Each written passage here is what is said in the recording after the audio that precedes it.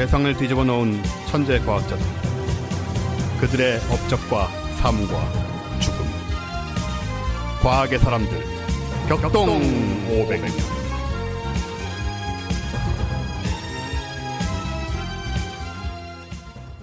네, 과학의 사람들 격동 500년. 오늘도 힘찬 오프닝 음악과 함께. 이거 뭐 흉내낸 거지? 나이 좀 지긋한 분들은 아실 거예요? 뭐 이거요? 격동 30년, 격동 50년. 그렇죠. 그 뭐지? 예전에 무슨 정치 드라마? 정치 드라마였죠. 네, 그걸 제가 고등학교 때 되게 열심히 들었어요. 요즘은 안 하나요? 얼마 모르겠어요. 전까지 라디오에서 들었던 것 같은데. 예, 뭐 요즘은 뭐 60년, 70년도 살 수도 있는데. 아, 그렇죠.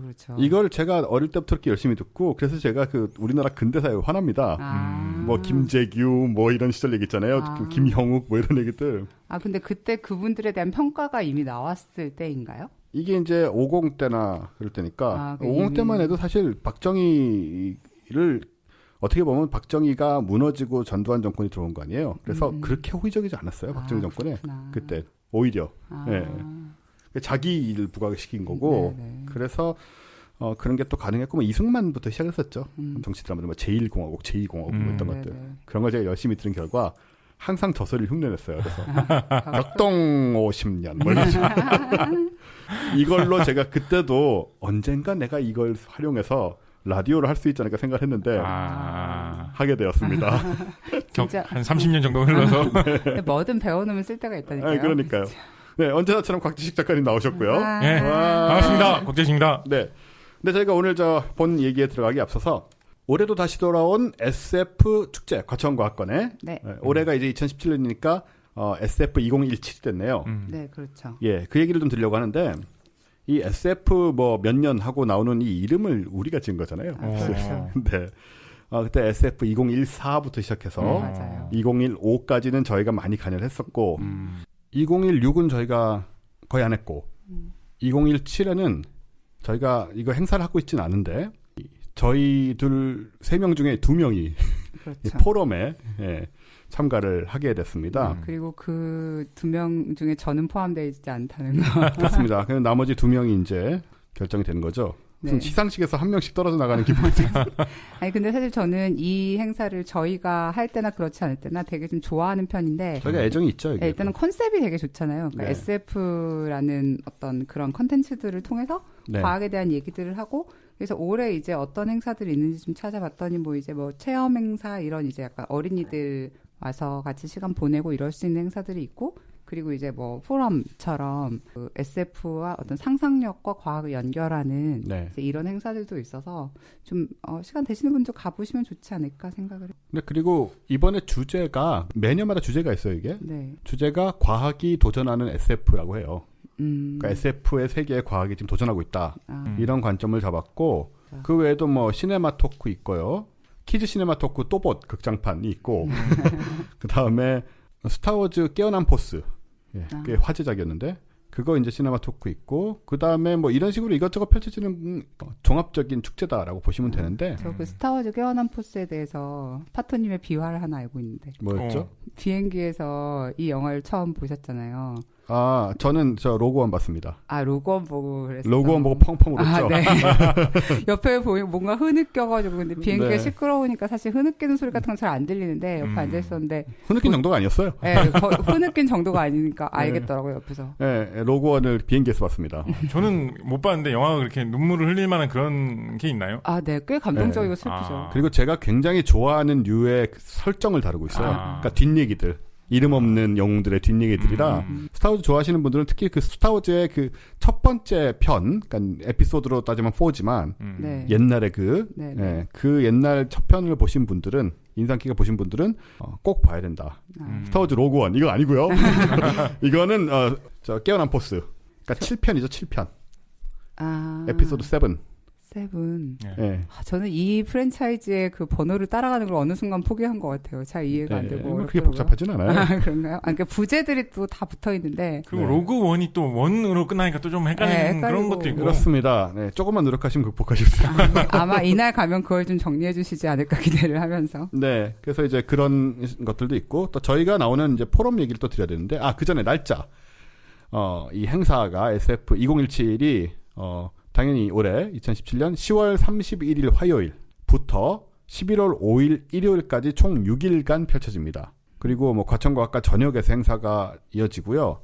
네. 주관은 국립과천과학관하고 서울예술대학교더라고요. 네, 서울예대가 같이 참여를 하고 있고. 이 기간에 가시면, 그러니까 여기저기에 있으면 되게 행사들이 많이 벌어지는데 네. 지금 여기 보니까 무슨 그리기 대회 이런 행사, 어린이용 행사들도 있고, 그리고 그 메이크업 포럼, 뭐 시네마 토크, 체험 마당, 뭐 특별 이벤트 이제 이런 식으로 하는데 분위기를 띄우기 위한 작은 행사들도 되게 많더라고요. 뭐 거리 공연을 한다든지 무슨 뭐 캐릭터 분장을 한 뭐 배우들이 돌아다니면서 뭐 사진을 찍어준다든지 뭐 이제 이런 행사들 네. 있어서 나름대로 가면 북적북적하고 분위기도 뜨고 뭐 SF 분위기도 나고 저는 좋았던 것 같아요 매년. 그 동네가 좀 가을에 가기 좋아요. 아 맞아요 그 동네. 네, 그 동네가 되게 좀 뭐랄까 운치 있고 시원하고 넓고 뭐 낙엽 같은 것도 되게 예쁘게 치고 또 근처에 동물원이라던가 경마공원 요즘 뭐라고 그러죠? 내추럼 파크인가? 아, 뭐 그러다가 또 바뀌었어요 이름이 최근에 또 바뀌었는데 뭐 그런 식의 공간들도 있어서 과천과학관 갔다가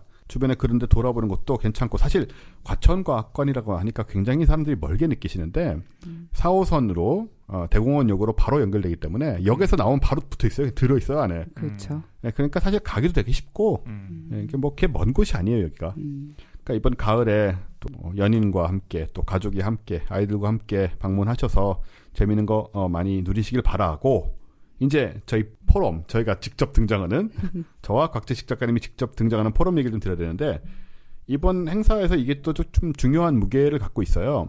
이게 11월 4일 토요일 날 그러니까 끝나기 전날에 계속되는데 SF 작가하고 과학자가 모여서 서로 발표하고 논의하고 이런 자리인데 주제는 이렇습니다. 세 개로 나눠져 있거든요. 첫 번째 거는 오후 1시부터 2시 20분까지 인간 두뇌의 미래, 뇌와 AI의 결합은 가능한가? 라는 엄청난 얘기를 저희 팟캐스트에서 출연하셨던 그 서울 SF 아카이브 대표신 박상준 선생님 나오시고 그 다음에 카이스트 바이오 및 뇌공학과 박사과정에 계신 송민영 박사과정님 네, 송민영 네, 이번에 책 나오신 그분이죠. 책도 좋던데. 네네. 네네. 그리고 저희 그 작년에 썼던 칼 세건 살롱 10회에 걸쳐서 했었던 칼 세건 살롱에 나오셨던 김창규 작가님 그리고 패널로서 송경아 소설가께서 나오시는데 정말 오래된 친구인데요. 아 맞아 그렇다고 네, 했죠. 20년 전에 술 친구예요. 근데 근 20년간 못 보고 있었는데 그 예전에 소설도 쓰시고 번역도 하시는 그 작가님 맞죠? 예, 민노당도 계셨고. 맞습니다. 네. 송경아 작가님이 쓰신 소설 중에 나의 우렁 총각인가 하는 소설이 있는데 네. 거기에 나오는 악역 이름이 곽재식입니다. 그렇군요. 저는 전혀 저와는 상관도 없고 저는 송경아 작가님 뵌 적도 없는데 네. 기억하고 계셨군요. 악역 이름을 곽재식으로 지어가지고 제가 강렬하게 기억을 갖고 있습니다. 네, 저는 20년 전에 경아 씨라고 부르던 분이죠. 네, 경아 씨가 나오시고요. 그리고 두 번째 세션은 2시 반부터 3시 50분까지 이건 이제 몸의 선택과 생명의 진화, 자연 선택에서 인간 선택으로 이렇게 하면 이제 진화라는 것이 지금까지 자연이만 이루어지다가 이제는 사람이 개입을 하고 있으니까 뭐 스스로의 변화도 그렇고 그런 얘기를 나누게 되고요. 여기는 이제 진행은 하리하라라는 필명으로 유명한 이은희 작가님, 그리고 발젠 정보라 작가님, 그리고 바로 이 자리에 계신 화학자이자 작가인 곽재식 악역 담당. 이번에 가면 만나서 따지세요. 네, 그러니까요. 내 이름에 무슨 문제가 있냐 이런. 아니요, 뭐 저는 덕분에 그 사실 좀 스토리가 있는데 하여튼 저는 덕분에 약간 작가의 길로 한 발짝 다가섰다고나 할까 그런 일화가 있기 때문에 저는 감사히 생각하고 있습니다. 네. 저는 경아 씨한테 연락했던 게 2000년대 초가 마지막인 것 같은데, 네, 그럼에도 불구하고 계속 경아 씨라고 부르고 있습니다. 그리고 패널로는 방금 이제 곽재식 작가님 나오는 이 진화 관련된 패널로는 바로 서울시립과학관 관장이신 이정모 관장님께서 또 나와서 발제 후에 토크에 이제 토론에 참여를 하시는 거죠. 또 한 이빨 하시는 이정모 관장님 또 어떤 얘기를 하실지 궁금하고. 말로만 듣던 분들을. 네, 참 못 뵀군요. 예. 네네. 이정모 모조리 관장님. 뵙게 된 기회가 되겠네요. 예. 이렇게 알고 또 지내셔야죠. 저희랑 또 가까운 분이고 하니까. 그리고 이제 4시부터 5시 20분까지가 바로 제가 등장하는 이 어떤 하이라이트. 이 행사 전체, SF2017 전체의 핵심. 이라고 할 수 있는데, 우주 생존의 열쇠예요. 그러니까 우주에 나가서 생존하기 위한 조건이 무엇이고 또 우주에 나가서 생존할 수 있는 약간 효율적인 로봇은 어떤 것이 필요한가. 그리고 우리가 외계인을 만날 때 그 외계인은 어떤 모습일 것이며 기계로 된 외계인을 만날 가능성도 있을까 뭐 이런 얘기를 하는 자리고요. 네, 제가 진행을 하게 되고 발제로는 우리 팟캐스트로 또 잘 알려지신 그 외에도 잘 알려지신 한정원 박사님, 네, 로봇공학자이신 한정원 박사님과 시나리오 작가 그 이소영 작가님, 네, 그 영화 로봇소리, 네, 로봇소리 시나리오 작가이신 이소영 작가님 나오셨고요. 이소영 작가님은 저희 그 개기일식 여행도 같이 가셨습니다. 그랬죠. 네, 그때 말씀도 안 하시고 몰랐다가 나중에 얼마 전에 만났는데 바로 알아보겠더라고요, 제가. 예. 그리고 패널로는 서대문 자연사박물관장이신 이강환 관장님. 저희 팟캐스트는 자주 출연하지는 않으시는데 네, 이강환 관장님께서 나오시게 됐습니다. 과학관에 왜 한번 가보면 좋겠다고 생각을 하면서도 거기가 왠지 약간 애들 가는 데 같고 좀 그런 느낌이 있잖아요. 그렇죠.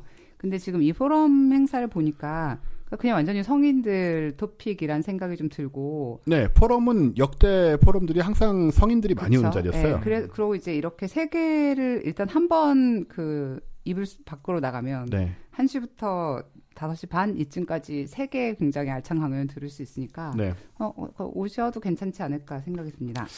어쨌든 이 포럼 같은 경우에는 이제 바로 아까 주제였던 그 과학이 SF에 도전하는 그 영역을 뚫고 나가는 그 지점들, 지금 뇌와 이제 인공지능, 그리고 인간이 바꾸는 생명의 어떤 그 뭐 DNA라든가 유전자부터 시작해가지고 생명의 어떤 그 코스, 그리고 우주에서 우리가 생존하고 만나는 이야기, 이렇게 해서 다 이제 주제를 담고 있는, 행사 전체의 주제를 담고 있는 그런 포럼들이 되기 때문에 특히 이제 곽재식 작가님이 나오는 2시 30분부터 그리고 제가 나오는 4시부터 이 부분 두 부분이 굉장히 핵심이지만 역시 또 경아 씨가 등장하는 2시 20분까지도 또한 핵심이라는. 네, 정말 이제 그만해야겠죠? 네. 네, 마지막으로 한 번만 다시 강조드릴게요. 중요한 거니까. 2017년 10월 31일 화요일부터 네. 11월 5일 일요일까지 6일간 진행이 되고요. 네. 자세한 행사 시간표 같은 거 보시려면 과천과학관 홈페이지 들어가면 확인하실 수 있고, 지금 말씀하신 이 중요한 포럼은 11월 4일 날 있습니다. 토요일 날입니다. 네, 토요일입니다. 네. 네. 네, 그럼 이제 오늘 본격적으로 오늘의 과학의 사람은 누구인가? 이제 그 얘기를 이제 시작을 해야죠. 오늘의 과학의 사람은 여러분이 아마 많이 들어보시진 못하셨을 것 같아요. 우리가 뭐 앨런 튜링이라든가 이런 마담 퀴리, 네. 예, 이런 분에 비해서는 좀 덜 들어보신 분이 아닐까 생각이 되지만 사실 굉장한 분입니다. 저희가 예전에 방송에서 한번 이분 얘기를 한 적이 있었어요. 네. 생각나세요? 그때 무슨 얘기였었냐면 언제쯤이에요, 그게? 몇 년 전에요? 아니에요.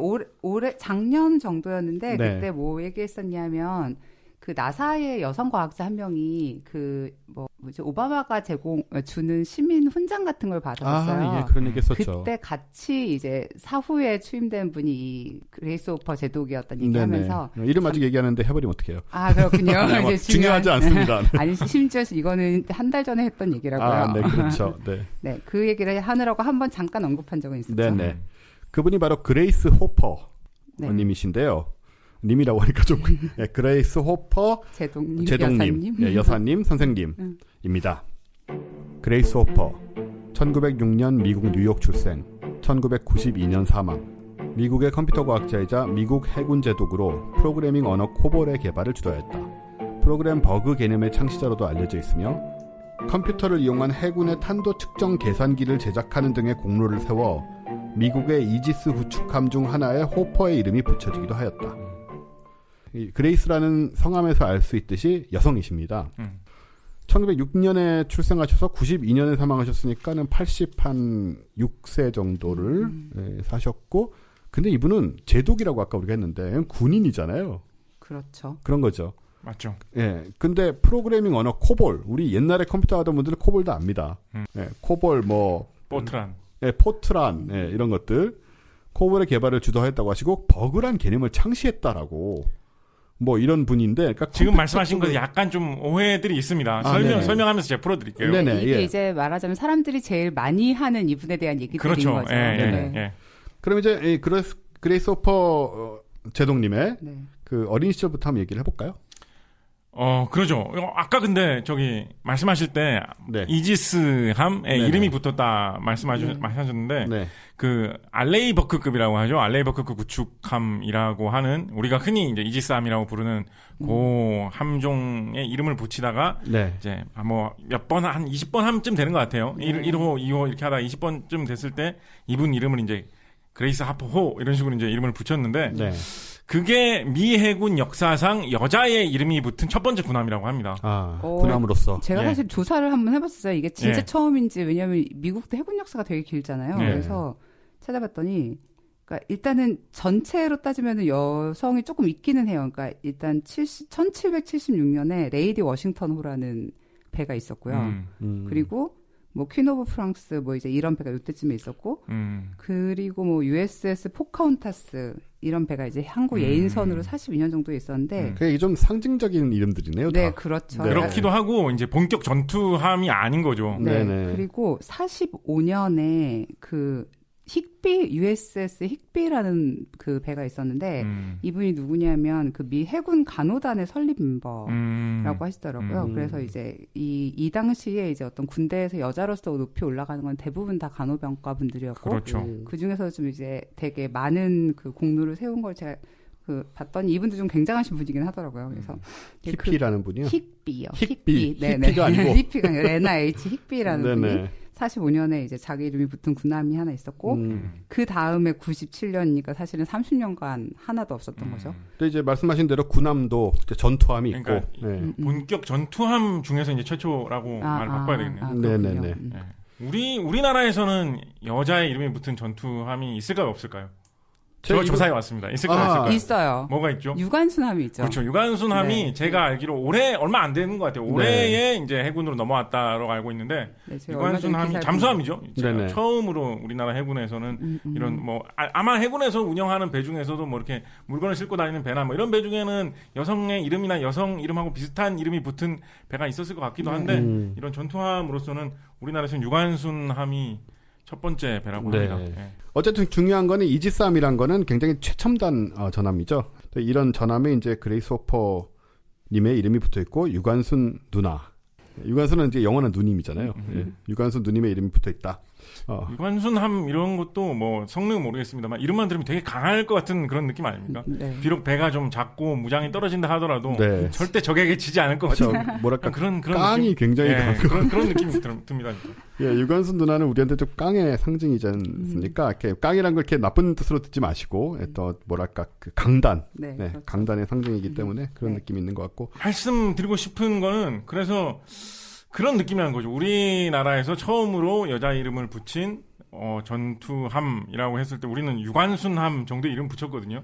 그 정도의 좀 상징성 있는 인물이 그렇죠. 이름이 붙는 건데 그렇겠네요. 미국에서는 그레이스 하퍼라는 이 사람의 이름을 붙였다는 거죠. 해군에서는 약간 그 해군에서의 어떤 전설적인 인물이라고도 볼 수 있고 어떤 측면에서는 뭐 그거보다 한 발 더 나아가서는 어떤 미군에서의 여군들 사이에서 정말 어떤 우러러 볼 수 있는 어떤 위치를 차지한 인물 이런 인물로 정말 유관순처럼 딱 꼽을 만한 인물이라고 해도 크게 과장은 아닌 거죠. 진짜 생각해보면 좀 그러네요. 그 미국이 제작하는 군함들이 도대체 얼마나 많을 텐데 여자가 딱 한 명이 간호장교 제외하면 한 명이 들어가 있다는 건 진짜. 지금은 이제 그 이후로 이제 좀 나왔죠. 이게 90년대에 이제 그레이스 하퍼라는 배가 이제 처음 생겼는데 이제 그 후로 이제 한 30년 이렇게 흐르면서 지금은 이제 여자 이름 붙은 전투함도 좀 더 많이 생긴 걸로 알고 있는데 우리나라는 하여튼 올해에 해군으로 넘어간 배가 한 대 처음입니다. 새로 시작한 스타트렉 편에 보시면 스타트렉의 전함 중에 하나로 그 USS 어밀리아 에어하트.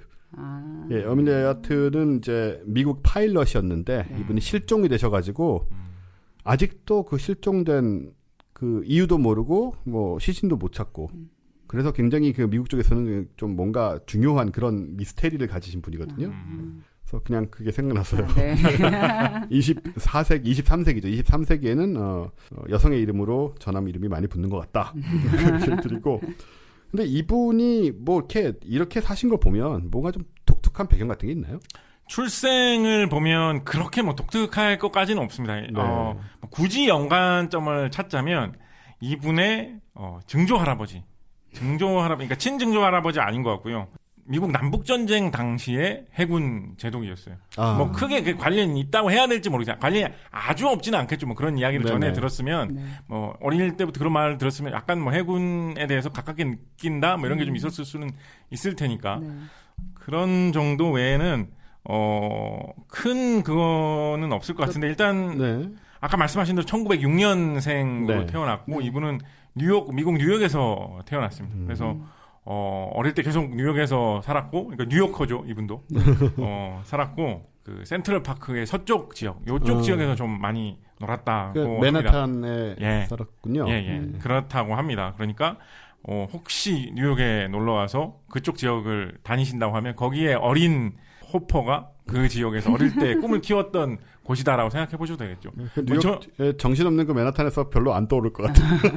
근데 저는 뭐 그런 생각도 한번 해봤어요. 우리가 첫 번째 시간에 이야기했던 인물이 테슬라잖아요. 그렇죠. 테슬라가 1906년 20세기 초면은 이제 본격적으로 활동하던 게 약간 좀 시들해지기 시작했던 그런 시기거든요. 그러면 그때 그 테슬라는 뉴욕의 공원들에서 비둘기 먹이는 거 이런 걸로 많이 목격되고 했었는데 혹시 어릴 때 그레이스 호퍼가 비둘기를 먹이고 있던 테슬라를 한 번쯤은 본 적도 있지 않을까 뭐 이런 생각도 저는 괜히 해봅니다. 이게 또 미국인들은 이렇게 애들도 그렇고 이렇게 누가 그러고 있으면 옆에 가서 뭐 말도 걸고 그러잖아요. 모를 일이죠 정말. 저는 뭐 있을 수 있는 일이라고 생각해요. 네. 어릴 때 이분의 재밌는 일화로 많은 책에서 제일 많이 언급되는 건 뭐냐면 알람 시계가 이제 집에 있었는데 그게 원리가 너무 궁금해가지고 7살쯤 됐을 때.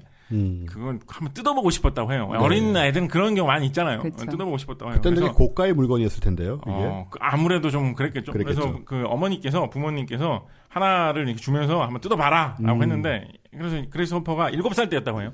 7살 때 그레이스 호퍼에서 뜯어본 거예요. 그냥 뜯어봐서 뭐 나름대로 원리를 짐작했는지 어땠는지 모르겠어요. 그 뜯어봤는데 다시 조립을 못 하겠는 거예요. 뜯어본 걸 그대로. 그래가지고 다시 이거를 조립을 하려면 어떤 구조로 조립되어 있는지를 봐야 되니까 새로 또 하나를 뜯은 거예요. 새로 또 하나를 뜯었더니 또 조립을 못 하겠는 거예요. 그것도. 그래가지고 어머니께서 딴 데 갔다가 오셨더니 7개의 시계를 분해해 놨더라. 그래서 깜짝 놀랐다. 그런 이야기가 여기저기서 제일 자주 언급되는 일화하고요. 그레이스 호퍼의 왕성한 호기심, 기계나 이런 거에 대한 관심을 이야기하는 일화로도 많이 언급이 되고. 그리고 또 어떤 부유했던 가정 환경을 보여줄 것 같기도 해요. 그 시계가 7개. 가정 환경도 가난한 편은 아니었던 것 같습니다. 아버지께서는 보험업계 쪽에서 일을 하셨다고 하고요. 대부분 찾아보면 보험업계에서도 말단은 아니고 거의 경영 쪽에 가까운 그런 위치에 있었다고 하니까 최소 중산층 이상이었던 것 같은데 나중에 이어지는 상황을 보면 집안이 막 그렇게 잘 사는 걸로 쭉쭉 나가진 못하거든요. 아마도 약간 가세가 기울었던 것 같아요. 자라나면서. 그래서 호퍼와 형제 자매들 중에 이제 장녀였고 그런 식으로 자라났는데 그레이스 호퍼는 아까 방금 이야기한 그 시계 분해하는 일화 그런 거에서는 요즘에는 그런 쪽으로도 이야기를 많이 합니다. 그레이스 호퍼의 약간 그 틀을 벗어나는 그런 느낌, 좀 규칙과 제도에 좀 도전하는 느낌, 이런 거를 상징하는 계속 시계를 망가뜨리면서 분해해보는 그런 거를 상징한 일화로도 많이 얘기를 하는데 그레이스 호퍼 이 인물이 좀 되게 재밌는 부분이 저는 그런 부분에 좀 있는 것 같아요. 이분이 군인이거든요. 군 생활을 엄청나게 오래 했어요. 매시 한 40년 막 이렇게 군 생활을 한 사람인데. 그리고 자기가 군인이라는 거에 되게 자부심도 가지고 있었고 그거를 남들에게 되게 자랑스럽게 얘기하는 사람이었거든요. 그런데 업적인 부분도 그렇고 또 어떤 그런 연구 개발 활동에서의 보여주는 모습들도 그렇고 좀 규칙대로 한다 모범생처럼 간다라는 느낌보다는 약간 좀 튀는 느낌, 좀 규칙을 깨고 나오는 느낌, 약간 해커 같은 그런 느낌. 그러니까 컴퓨터 역사에 되게 초기를 장식하는 인물인데도 그런 해커 정신 같은 거를 보여주는 인물로서도 요즘엔 왕왕 언급되는 것 같습니다. 그거하고 엮여서 어떤 거 많이 이야기하냐면 그레이스 호퍼가 나중에 이제 거의 중장년층이 된 다음에 자기 자리 책상 위에 항상 해적 깃발 있죠. 그 해골 바가지에다가 이렇게 뼈 있는 그 깃발을 자기 자리에 항상 올려다 놓았다고 해요. 그건 무슨 의미인지 정확하게 사람들은 모르긴 하는데 아마도 그런 그레이스 호퍼의 좀 틀을 깨고 싶어하는 자유분방한 정신 그런 걸 상징하는 거 아닌가라고 이야기하는 경우도 많이 있습니다. 그러니까 해커의 조상 이렇게 얘기해도 될까요? 약간 과하긴 한데 왜냐하면 이분은 본격적인 해커는 아니었고 아주 그 군생활을 잘한 군인이었으니까. 그렇지만 그 정신의 어떤 시초를 조금 가지고 있었다는 거는 말하기 좋아하는 사람들의 말로는 할 만한 이야기인 것 같습니다.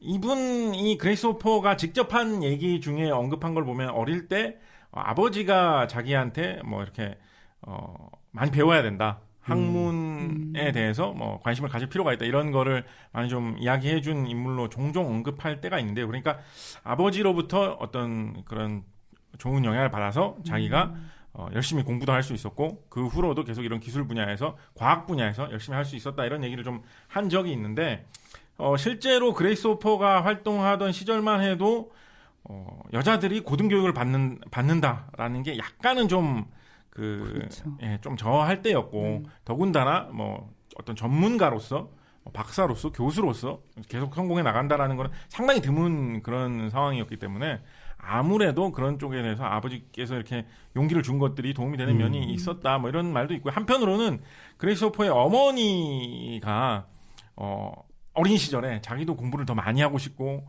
그런 학문, 뭐 배움, 뭐 이런 쪽에서 좀 더 많이 해보고 싶었는데 어머니는 한 세대도 앞선 사람이었으니까 그런 쪽에 기회가 안 주어지고 세간의 인식이 뭐 여자는 대학 갈 필요 없다 뭐 이런 식으로 생각하는 그런 시대가 있던 시대를 살던 사람이다. 네. 그래서 어머니만 해도 19세기 후반 사람이니까요. 그렇죠. 우리나라에서는 뭐 제 세대까지도 있었는데요. 그러게. 아니 우리 어렸을 때 할머니가 글씨 배운다고 할아버지한테 맞은 얘기 해줬어요.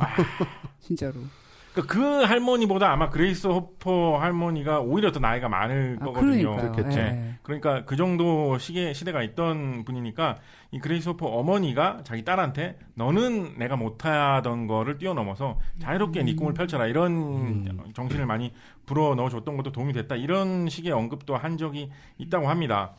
아버지와의 일화로 재밌게 그레이스 호퍼가 추억한 걸로 나와 있는 게 뭐가 있냐면 어린 시절에 그레이스 호퍼가 한 만 3살 정도 됐을 때 그러니까 되게 어릴 때 처음 나는 기억 뭐 이런 거 중에 하나인데요. 그레이스 호퍼 아버지가 1910년경쯤 됐겠죠. 그때 세계적인 관심사 중에 하나가 뭐냐면 헨리 혜성이 다시 돌아왔다라는 거였어요. 특히 1910년 헨리 혜성은 이 헨리 혜성 때문에 지구가 멸망할 수 있다 뭐 이런 소문도 네, 막 돌았을 때라 가지고 이상한 약 먹고 사람들. 맞아, 우리도 옛날에 뭐 얘기했었어요. 초기에. 그 바로 그 헨리 혜성인데 그 헨리 혜성이 나온 거를 그때 헨리 혜성이 비교적 잘 보였을 때니까. 그레이스 호퍼 아버지가 저기 헨리 혜성이 보인다는 걸 보여주면서 이 헨리 혜성이 76년마다 한 번씩 지구를 돌아올 거니까 네가 나중에 장수해가지고 오래 살면 나중에 저 헨리 혜성을 한 번 더 볼 수 있을 거다라고 자기한테 알려준 적이 있대요. 네. 그런데 실제로 그레이스 호퍼가 이제 80년대가 돼가지고 86년 정도 되겠죠. 네, 그때 헨리 혜성이 다시 돌아온 거를 보고 아버지 옛날 그 아버지 기억을 추억하는 뭐 이런 일화도 있는데 어릴 때 그런 기억들 부모가 자식에게 심어주는 그런 기억들이 평생을 남는 그런 추억이 되면서 뭐 좋은 영향을 끼치기도 하고 뭐 나쁜 추억이 있다면 나쁜 영향을 끼치기도 한다 뭐 이런 생각도 한번 해보게 됩니다. 저도 1986년 헨리 혜성을 본 기억이 나는데 그때도 그 생각했어요. 저도 이걸 다시 볼 수 있을까 근데 좀 과한 생각이 아니었나. 그때 저는 이제 고등학생이었으니까 거의 100세 가까이 살아야 90세 훨씬 넘게 살아야 100세 시대인데 한 번 더 보시죠. 기대 수명이 계속 올라가고 있기 때문에 정신이 맑은 상태에서 봐야 의미가 있는 거니까. 이 팟캐스트를 들으시는 모든 분들이 다음 헨리 혜성을 맑은 정신에서 보시기를 기원합니다. 뭐 가능성이 좀 없진 않아요. 그렇죠? 없지 않습니다. 세상 돌아가는 거 보면. 그래서 이분은 아빠의 그런 지원 또 엄마와 아빠의 그런 그 시절에 어울리지 않는 그런 지원을 받으면서 공부를 좀 그래도 눈치는 안 보고 하셨겠어요. 그랬던 편으로 보이고요. 네. 학창 시절에 공부는 좀 잘했던 편인 것 같고 왜냐하면 이분이 만 16살, 17살 그때 무렵에 좀 조기로 대학을 입학을 하려고 한번 시도를 합니다. 그런데 라틴어 점수가 딸려가지고 한 번은 실패하고 그 다음 해에 만 한 17살, 18살 그때쯤에 그러니까 생일이 이분이 12월 달인가 그래요. 그래가지고 그 연도만 갖고 만 나이를 계산하면 되게 잘 틀리는 분이거든요. 그래서 좀 애매한데 만 17살, 18살 그때 이제 대학에 합격을 하게 되죠.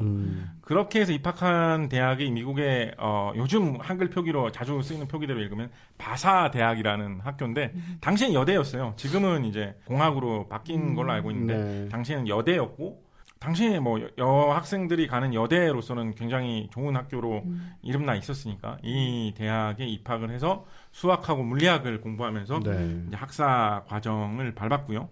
그 다음에는 이 바사 대학이 예일 대학하고 되게 좀 교류가 많았다고 합니다. 뭐 교수가 왔다 갔다 한다거나 학생들이 서로 교류하면서 뭐 이렇게 강의를 듣게 한다거나 교류가 많았다고 해가지고 바사 대학에서 뭐 한때는 그 바사 대학을 공학으로 바꾸면서 예일 대학하고 합병한다 뭐 이런 이야기도 잠깐 뭐 있었다고 하는데 그래서인지 그 예일 대학으로 대학원을 갑니다. 이분 그레이주웨이트 코스는 예일 대학으로 가고 바사 대학 이야기 조금 뒤에 또 한 번 더 나오니까 그때 좀 더 말씀드리고요. 예일 대학에서 석사하고 박사를 수학으로 수학 전공을 하게 되고 이 석사 박사 전공을 하는 동안 결혼도 하게 됩니다. 네. 결혼한 분이 이분은 원래 그러니까 우리가 영화배우 빌 머레이는 빌 머레이라고 읽으니까 그대로 읽으면 그레이스 머레이였는데요. 아버지 성이 머레이라서 네. 결혼을 이제 호퍼라는 사람하고 결혼하면서 성을 그레이스 호퍼라고 이제 바꾸게 된 거죠. 미국 사람이니까. 나중에 이혼하는데 이혼한 후에도 이분은 자기 전 남편의 성을 계속 평생 썼다고 해요. 네. 심지어 뭐 결혼 반지도 계속 끼고 다녔다. 뭐 이런 이야기도 어떤 사람들은 해요. 네, 뭐 얼마나 신빙성 있는 얘기인지는 모르겠습니다만 그렇다고 하고요. 그래서 석박사 과정 중에 있을 때 이제 결혼을 하고 수학 전공을 했고요.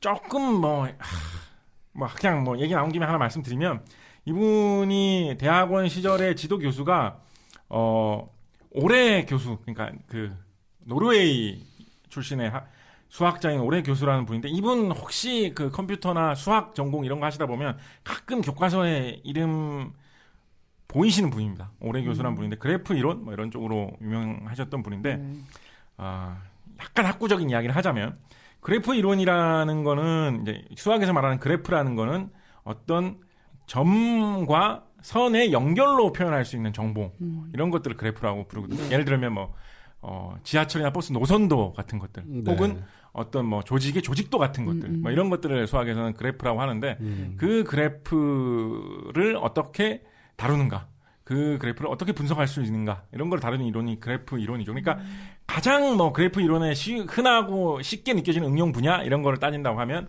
어떤 지도가 있고 지도에 길이 표시되어 있을 때 한 지점에서 다른 지점으로 가는 길은 뭐 수백 가지 수천 가지가 있을 수 있잖아요. 네. 그 중에서 가장 빨리 가는 최단 거리는 무엇이냐 그 최단 거리를 찾으려면 어떤 식으로 분석을 하고 계산을 해야 최단 거리를 얻을 수 있느냐 이런 게 그래프 이론의 굉장히 흔한 응용 분야 중에 하나인데 오레 교수가 이 그래프 이론의 뭐 여러 가지 그런 업적으로 유명한 사람인데 좀 말을 만들어 보자면 그레이스 호퍼가 컴퓨터 분야에서 큰 업적을 남들이 못했던 업적을 내게 된 이유 중에 한 가지는 그레이스 호퍼의 업적을 굉장히 짧은 한마디의 말로 줄여서 말하자면 컴퓨터를 전자계산기, 계산하는 기계에서 넘어서서 일반 모든 업무에 활용할 수 있는 기계로 보고 그걸 위한 여러 가지 발명과 지원들을 한 것을 그레이스 호퍼의 업적으로 굉장히 압축해서 말하자면 그렇게 설명할 수 있을 거거든요. 굉장히 중요한 부분이잖아요. 예. 네.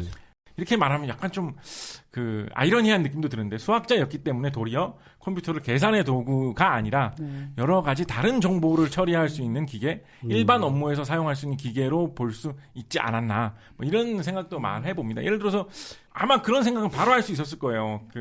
아까 말씀드린 대로 그래프 이론에서 나오는 가장 흔한 문제가 지도에 있는 두 개의 지점 중에 제일 빨리 갈 수 있는 길이 어딘지 찾는다 뭐 이런 것들이거든요. 네. 그러니까 그레이스 호퍼는 자연스럽게 컴퓨터라는 기계를 접했을 때 컴퓨터로 더하기 빼기 곱하기 나누기 계산만 하는 것이 아니라 이 기계를 이용해서 지도상에서 제일 빠른 길을 찾는 용도 뭐 이런 걸로도 쓸 수 있지 않을까 이런 생각을 했을 거라는 거죠. 어떤 솔루션을 내는 도구로서. 예. 그리고 그런 생각이 계속 발전을 하면서 일반적인 모든 업무의 분야에 컴퓨터를 사용할 수 있지 않을까라는 생각을 한 데에 뭐 그런 영향도 있지 않았을까. 뭐 사람을 그런 전공과 출신 이런 것만으로 모든 그 일을 분석하는 게 바람직한 건 아니라고 생각합니다만 말을 만들어 보자면 뭐 그런 면도 있지 않았을까 생각을 합니다. 그렇게 해서 이분이 학위를 받았고요. 박사학위를 받았고 수학으로. 그리고 나서는 다시 자기의 모교인 바사 대학교의 수학 교수로 이제 가게 돼가지고 조교수라고 우리나라로 흔히 번역하죠. 공부는 그냥 되게 잘하셨네요. 실종 그렇죠. 일반. 네, 그렇죠. 그래가지고 수학을 가르치는 교수가 되셨는데 이분의 학생들 가르치는 스타일로 좀 보면. 평이 좋은 평이 많은데 어떤 그 위대한 학자들 보면 학생들을 가르칠 때는 되게 좀 솜씨가 별로 좋지 않았다 뭐 이런 경우 많이 있잖아요. 많이 있죠. 예를 들어서 뭐 지난 시간에 잠깐 언급했던 존 폰 노이만 뭐 이런 사람들은 학생들을 가르치는 데는 뭐 그렇게 실력이 없진 않았지만 또 그렇다고 되게 자상하게 잘 가르쳐주는 그런 스타일의 사람은 아니었다고 해요. 그런데 이분 그레이스 호퍼는 학생들을 가르칠 때 어떤 수학 교수였으니까 수학에 대한 내용을 가르치면서 그 수학의 응용 분야 이런 거를 같이 가르쳐주는 걸 굉장히 즐겨했고 더군다나 학생들이 관심을 가질 만한 어떤 최신 응용 분야 이런 거를 같이 설명을 해주는데 좀 독특한 점이 있어가지고 학생들이 일부 학생들 되게 좋아했다고 해요. 예를 들면 이 학생들은 어떤 수학 이야기 뭐 이런 것들을 강의를 하다가 당시에 사람들에게 그런 과학 이런 거에 관심 있던 사람들에게 가장 그 우러름을 받던 아인슈타인의 상대성 이론 그런 거를 곁들여가면서 내가 가르친 이 수학이 아인슈타인 상대성 이론에서는 이런 거를 계산할 때 쓴다라는 식의 설명을 곁들임으로 인해서 일부 학생들이 굉장히 좋아한 그런 좀 강의를 잘하고 의사소통을 잘하는 교수로서의 명성도 있었다고 합니다. 흥미를 유발하는 능력이 있었네요. 그랬던 것 같아요. 이분이 뭐 뒤에 많은 사람들이 이분이 뛰어난 점으로 칭송하는 것 중에 하나가 여러 사람들하고 의사소통을 잘하고 여러 사람들 사이에서 의견을 조율하고 리더십을 보여주고 뭐 이런 걸로 되게 후대에 칭송을 많이 받거든요. 네. 그런 성향이 교수가 되면서 좀 드러나기 시작했던 것 같고요. 바사대학 졸업생 중에 우리가 이름만 들어도 알 법한 인물을 하면 메릴 스트립. 메릴 스트립이 바사대학 출신이고 네. 공부랑 큰 상관없는. 아니 뭐 메릴 스트립도 공부 잘했을 거예요. 공부 잘하게 생겼잖아. 그리고 그 90년대에 미국 텔레비전 시트콤을 많이 보신 분들은 프렌즈의 PB 역할을 맡았던 리사 쿠드로라는 배우를 아실 거예요. 리사 쿠드로가 이 바사대학 출신입니다. 리사 쿠드로가 아마 생물학 전공이었나? 뭐 아버지가 생물학자였나? 뭐 그랬던 것 같은 기억인데요. 저는 프렌즈 덕후입니다. 전 시리즈를 다 외우고 있는데. 예. 뭐 그런 학교에서 나름대로 그렇게 그러니까 좀 세속적으로 말하자면 이름만 대면 알 법한 여자로서 가질 수 있는 학문적 지위라면 누구나 다 그 사람 좋은 데서 멋있게 일하고 있네 할 만한 그런 명문 대학교의 교수 자리를 잘 차지하고 일을 잘하고 있었다라는 거죠.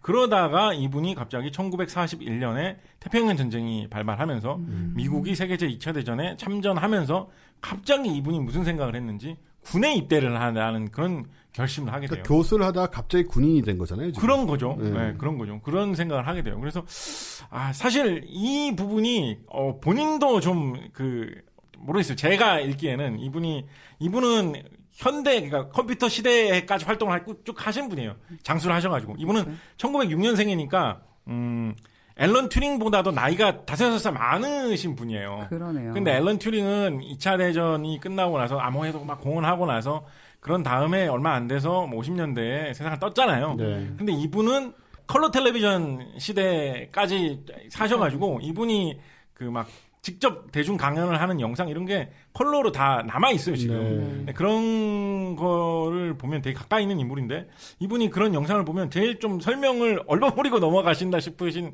부분이 왜 갑자기 입대하기로 결심했는가 이 부분을 대충 좀 넘어가거든요. 네.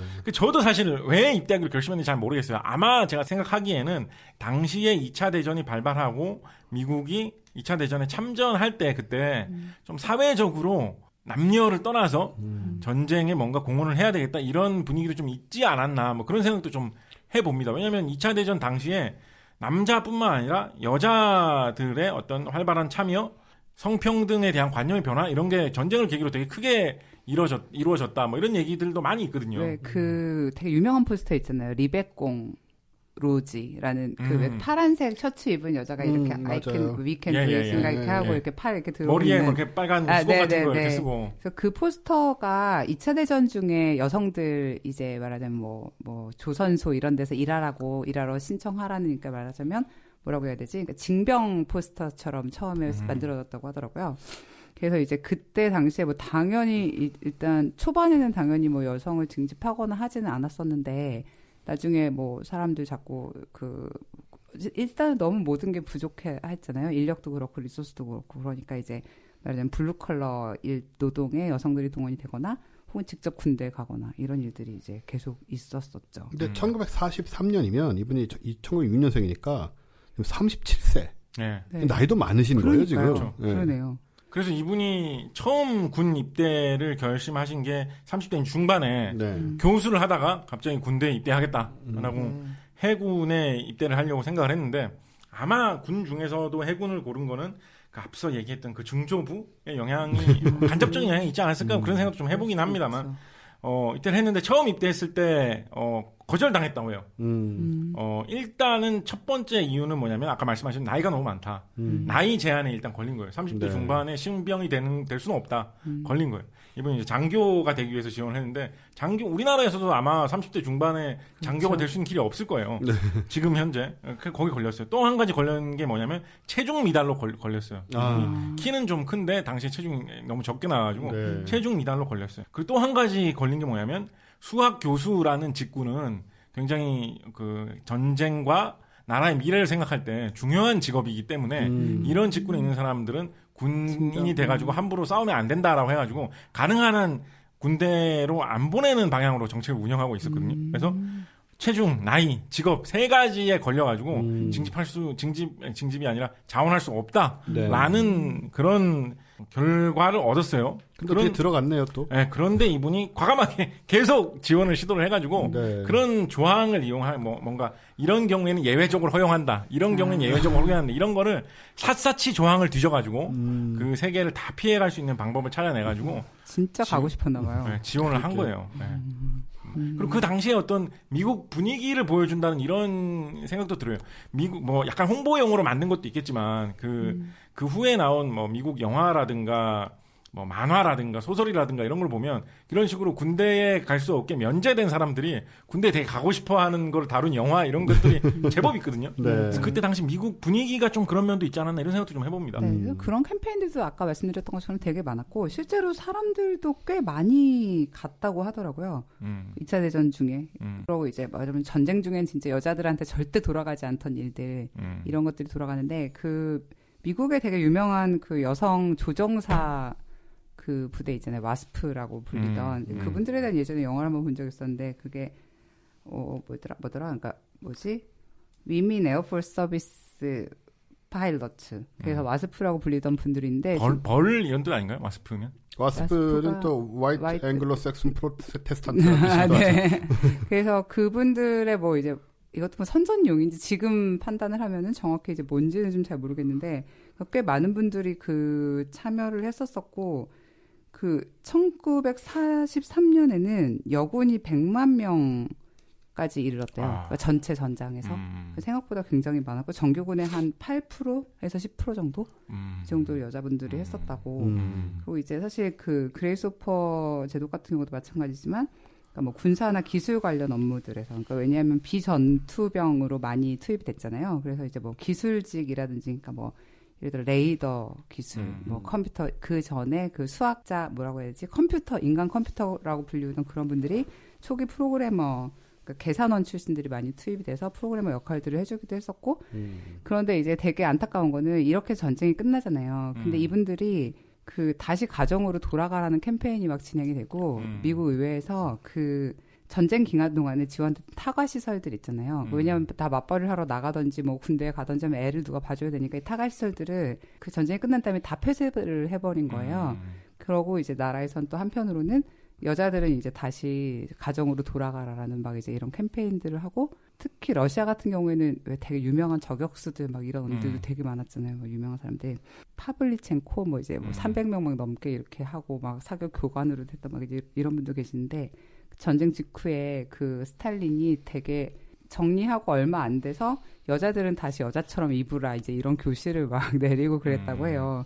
그래가지고 이제 제가 그 자료를 좀 찾아보다가 본 인터뷰 중에 이런 게 있었는데, 그러니까 이분이 전쟁 전에 탄광촌에 그냥 살던 평범한 여자분이었거든요. 근데 이분이 2차 대전 기간에 입대를 해가지고 조선소에서 군함을 수리하는 일을 맡게 된 거예요. 이분 미국 분이신 거죠? 네, 미국 분이요. 예. 일도 되게 잘하고 그 사람들이 되게 이제 좋아하고 이제 밝고 막 이제 이런 여자였는데, 그러니까 이분이 전쟁 후에 한 인터뷰에서 전쟁 전에는 상상도 할 수 없었던 세상에 대한 관점을 얻고 일에 대한 자신감과 그 경험을 사람들과 나누는 체험을 했는데 전쟁 후에 자기가 다시 마을로 돌아온 마을은 이전하고 똑같지만 자기가 도저히 그 상황을 받아들일 수 없는 이제 이런 거에 대한 얘기가 있었었거든요.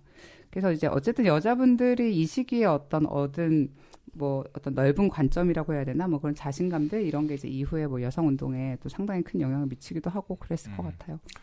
제가 이때 당시에 미 해군에 입대한 여성이라고 하면 떠오르는 인물은 누가 있냐면 우리나라 독립운동가 중에 뭐 가장 유명하다고 할 만한 도산 안창호 선생 있지 않습니까? 네.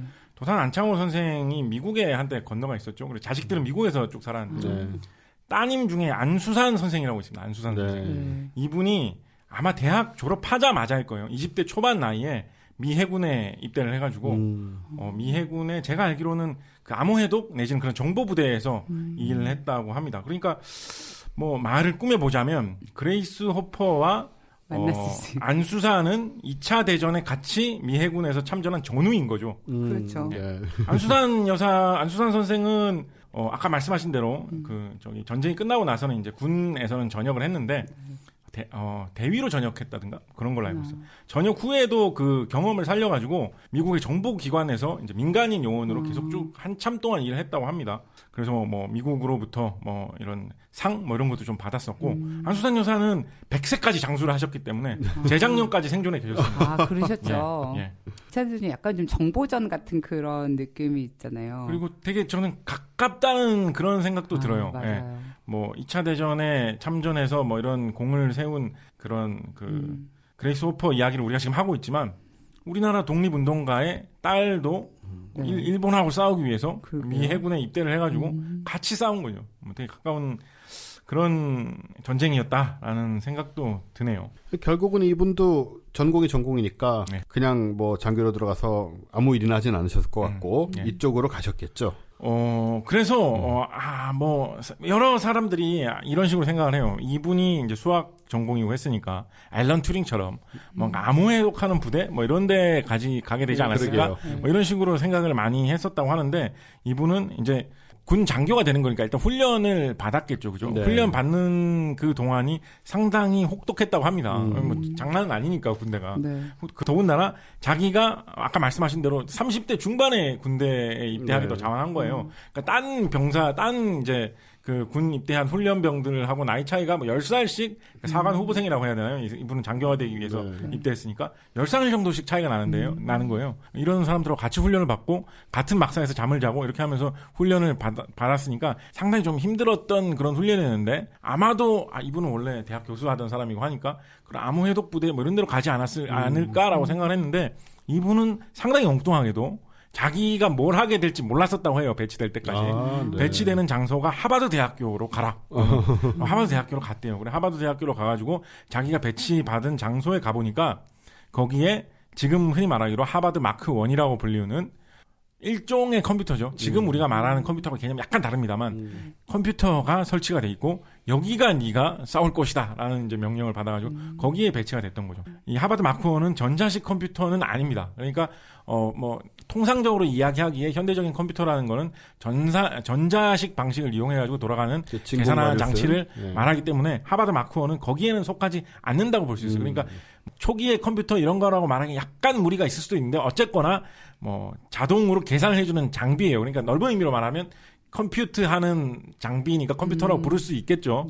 그런 장치인데 전기식 회로 그러니까 기계를 이용을 해가지고 움직이는 그런 장치였대요. 그러니까 그 릴레이라고 하죠. 다른 스위치를 키거나 꺼주는 부품 이런 것들을 여러 개를 연결을 해가지고 컴퓨터가 할 수 있는 여러 가지 판단, 계산 작업을 흉내내게 해놓은 그런 장치를 설치해 놨던 건데 그러니까 말하자면 그 앨런 튜링 시간에 우리가 이야기했던 그 밤 뭐 이런 식으로 톱니바퀴가 착착착 돌아가면서 뭔가 의미 있는 작업을 하는 그런 기계에 어떻게 보면 약간 더 가까웠던 그런 장치라고 생각을 하면 되는 거죠. 그래서 실제로 장치를 움직이면 소리가 많이 나고 그런 그 기계식 회로가 찰컥찰컥거리면서 스위치가 움직이는 그런 소리가 실제로 들리는 그런 회로인데 크기가 뭐 가로로 10m 이상 세로로 2m 이상 뭐 그 정도 되는 크기였기 때문에 우리가 흔히 떠올리는 강의실, 뭐 교실 그런 거에 한 절반 정도로 꽉 채우는 그런 어마어마한 기계였다라고 생각을 하면 되는 거죠.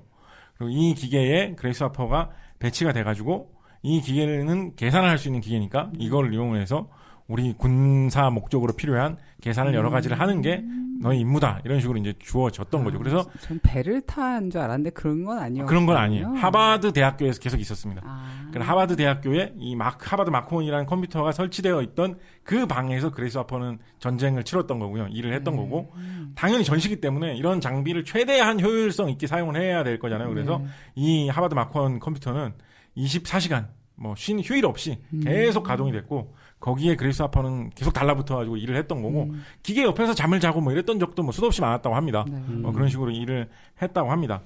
하버드 마크원에 대해서 조금 더 설명을 드리면 일단은 이 하버드 마크원을 그 개발한 장본인, 개발 프로젝트를 이끈 장본인으로 언급되는 사람이 하워드 아이켄이라는 사람인데 이 아이켄이라는 이 사람도 참 이야기거리가 많이 있는 사람이에요. 근데 뭐 좀 생략을 하고 설명을 드리자면 30년대 후반에 그러니까 10년 정도 전이죠. 그때 이런 거를 만들면 좋겠다는 발상을 떠올린 다음에 온갖 군데에다가 자기가 제안을 하고 이야기를 하고 뭐 이렇게 말을 하다가 결국은 그 IBM의 이야기가 닿아가지고 IBM은 그때부터도 그때는 컴퓨터는 없었지만 어떤 사무 자동화를 위한 이런 기기를 만드는 대기업으로서 뭐 최고로 군림하고 있었던 대형 업체였기 때문에 당시 IBM의 그 경영진 중에 한 사람이었던 왓슨이 직접 그 뭐 괜찮은 아이디어인 것 같다.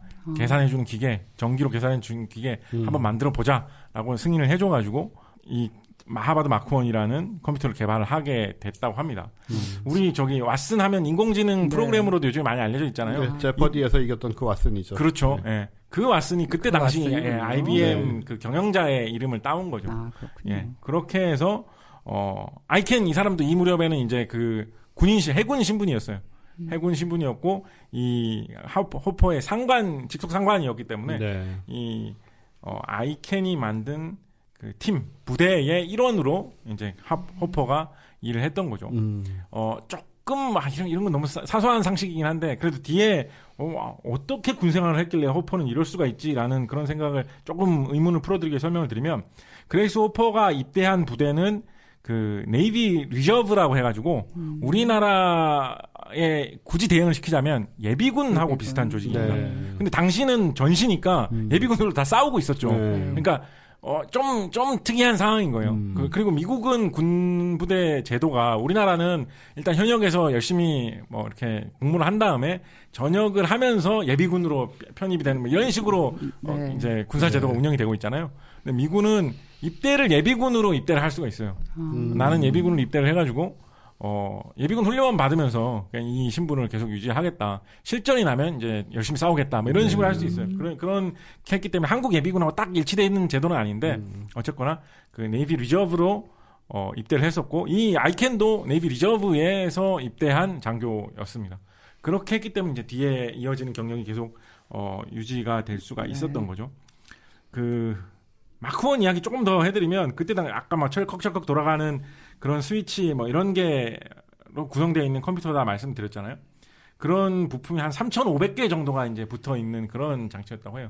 어마어마한 전력을 먹으면서 3,500개의 스위치가 막 움직이는 막 이런 기계가 이 하버드 마크1인데 3,500개의 스위치가 움직이는 기계다 이러면 되게 어마어마하게 느껴지잖아요. 어떻게 그러니까 무게는 막 톤 단위고 어마어마하게 느껴지는 기계인데 사실 지금의 컴퓨터 성능하고 비교해보면 되게 아무것도 아닌 거예요. 지금은. 안 해도 될 것 같아. 지금은 뭐, 반도체 칩을 만들 때, 뭐 10나노미터 위에 뭐 트랜지스터를 뭐 올린다 어쩐다 이런 얘기가 나오잖아요.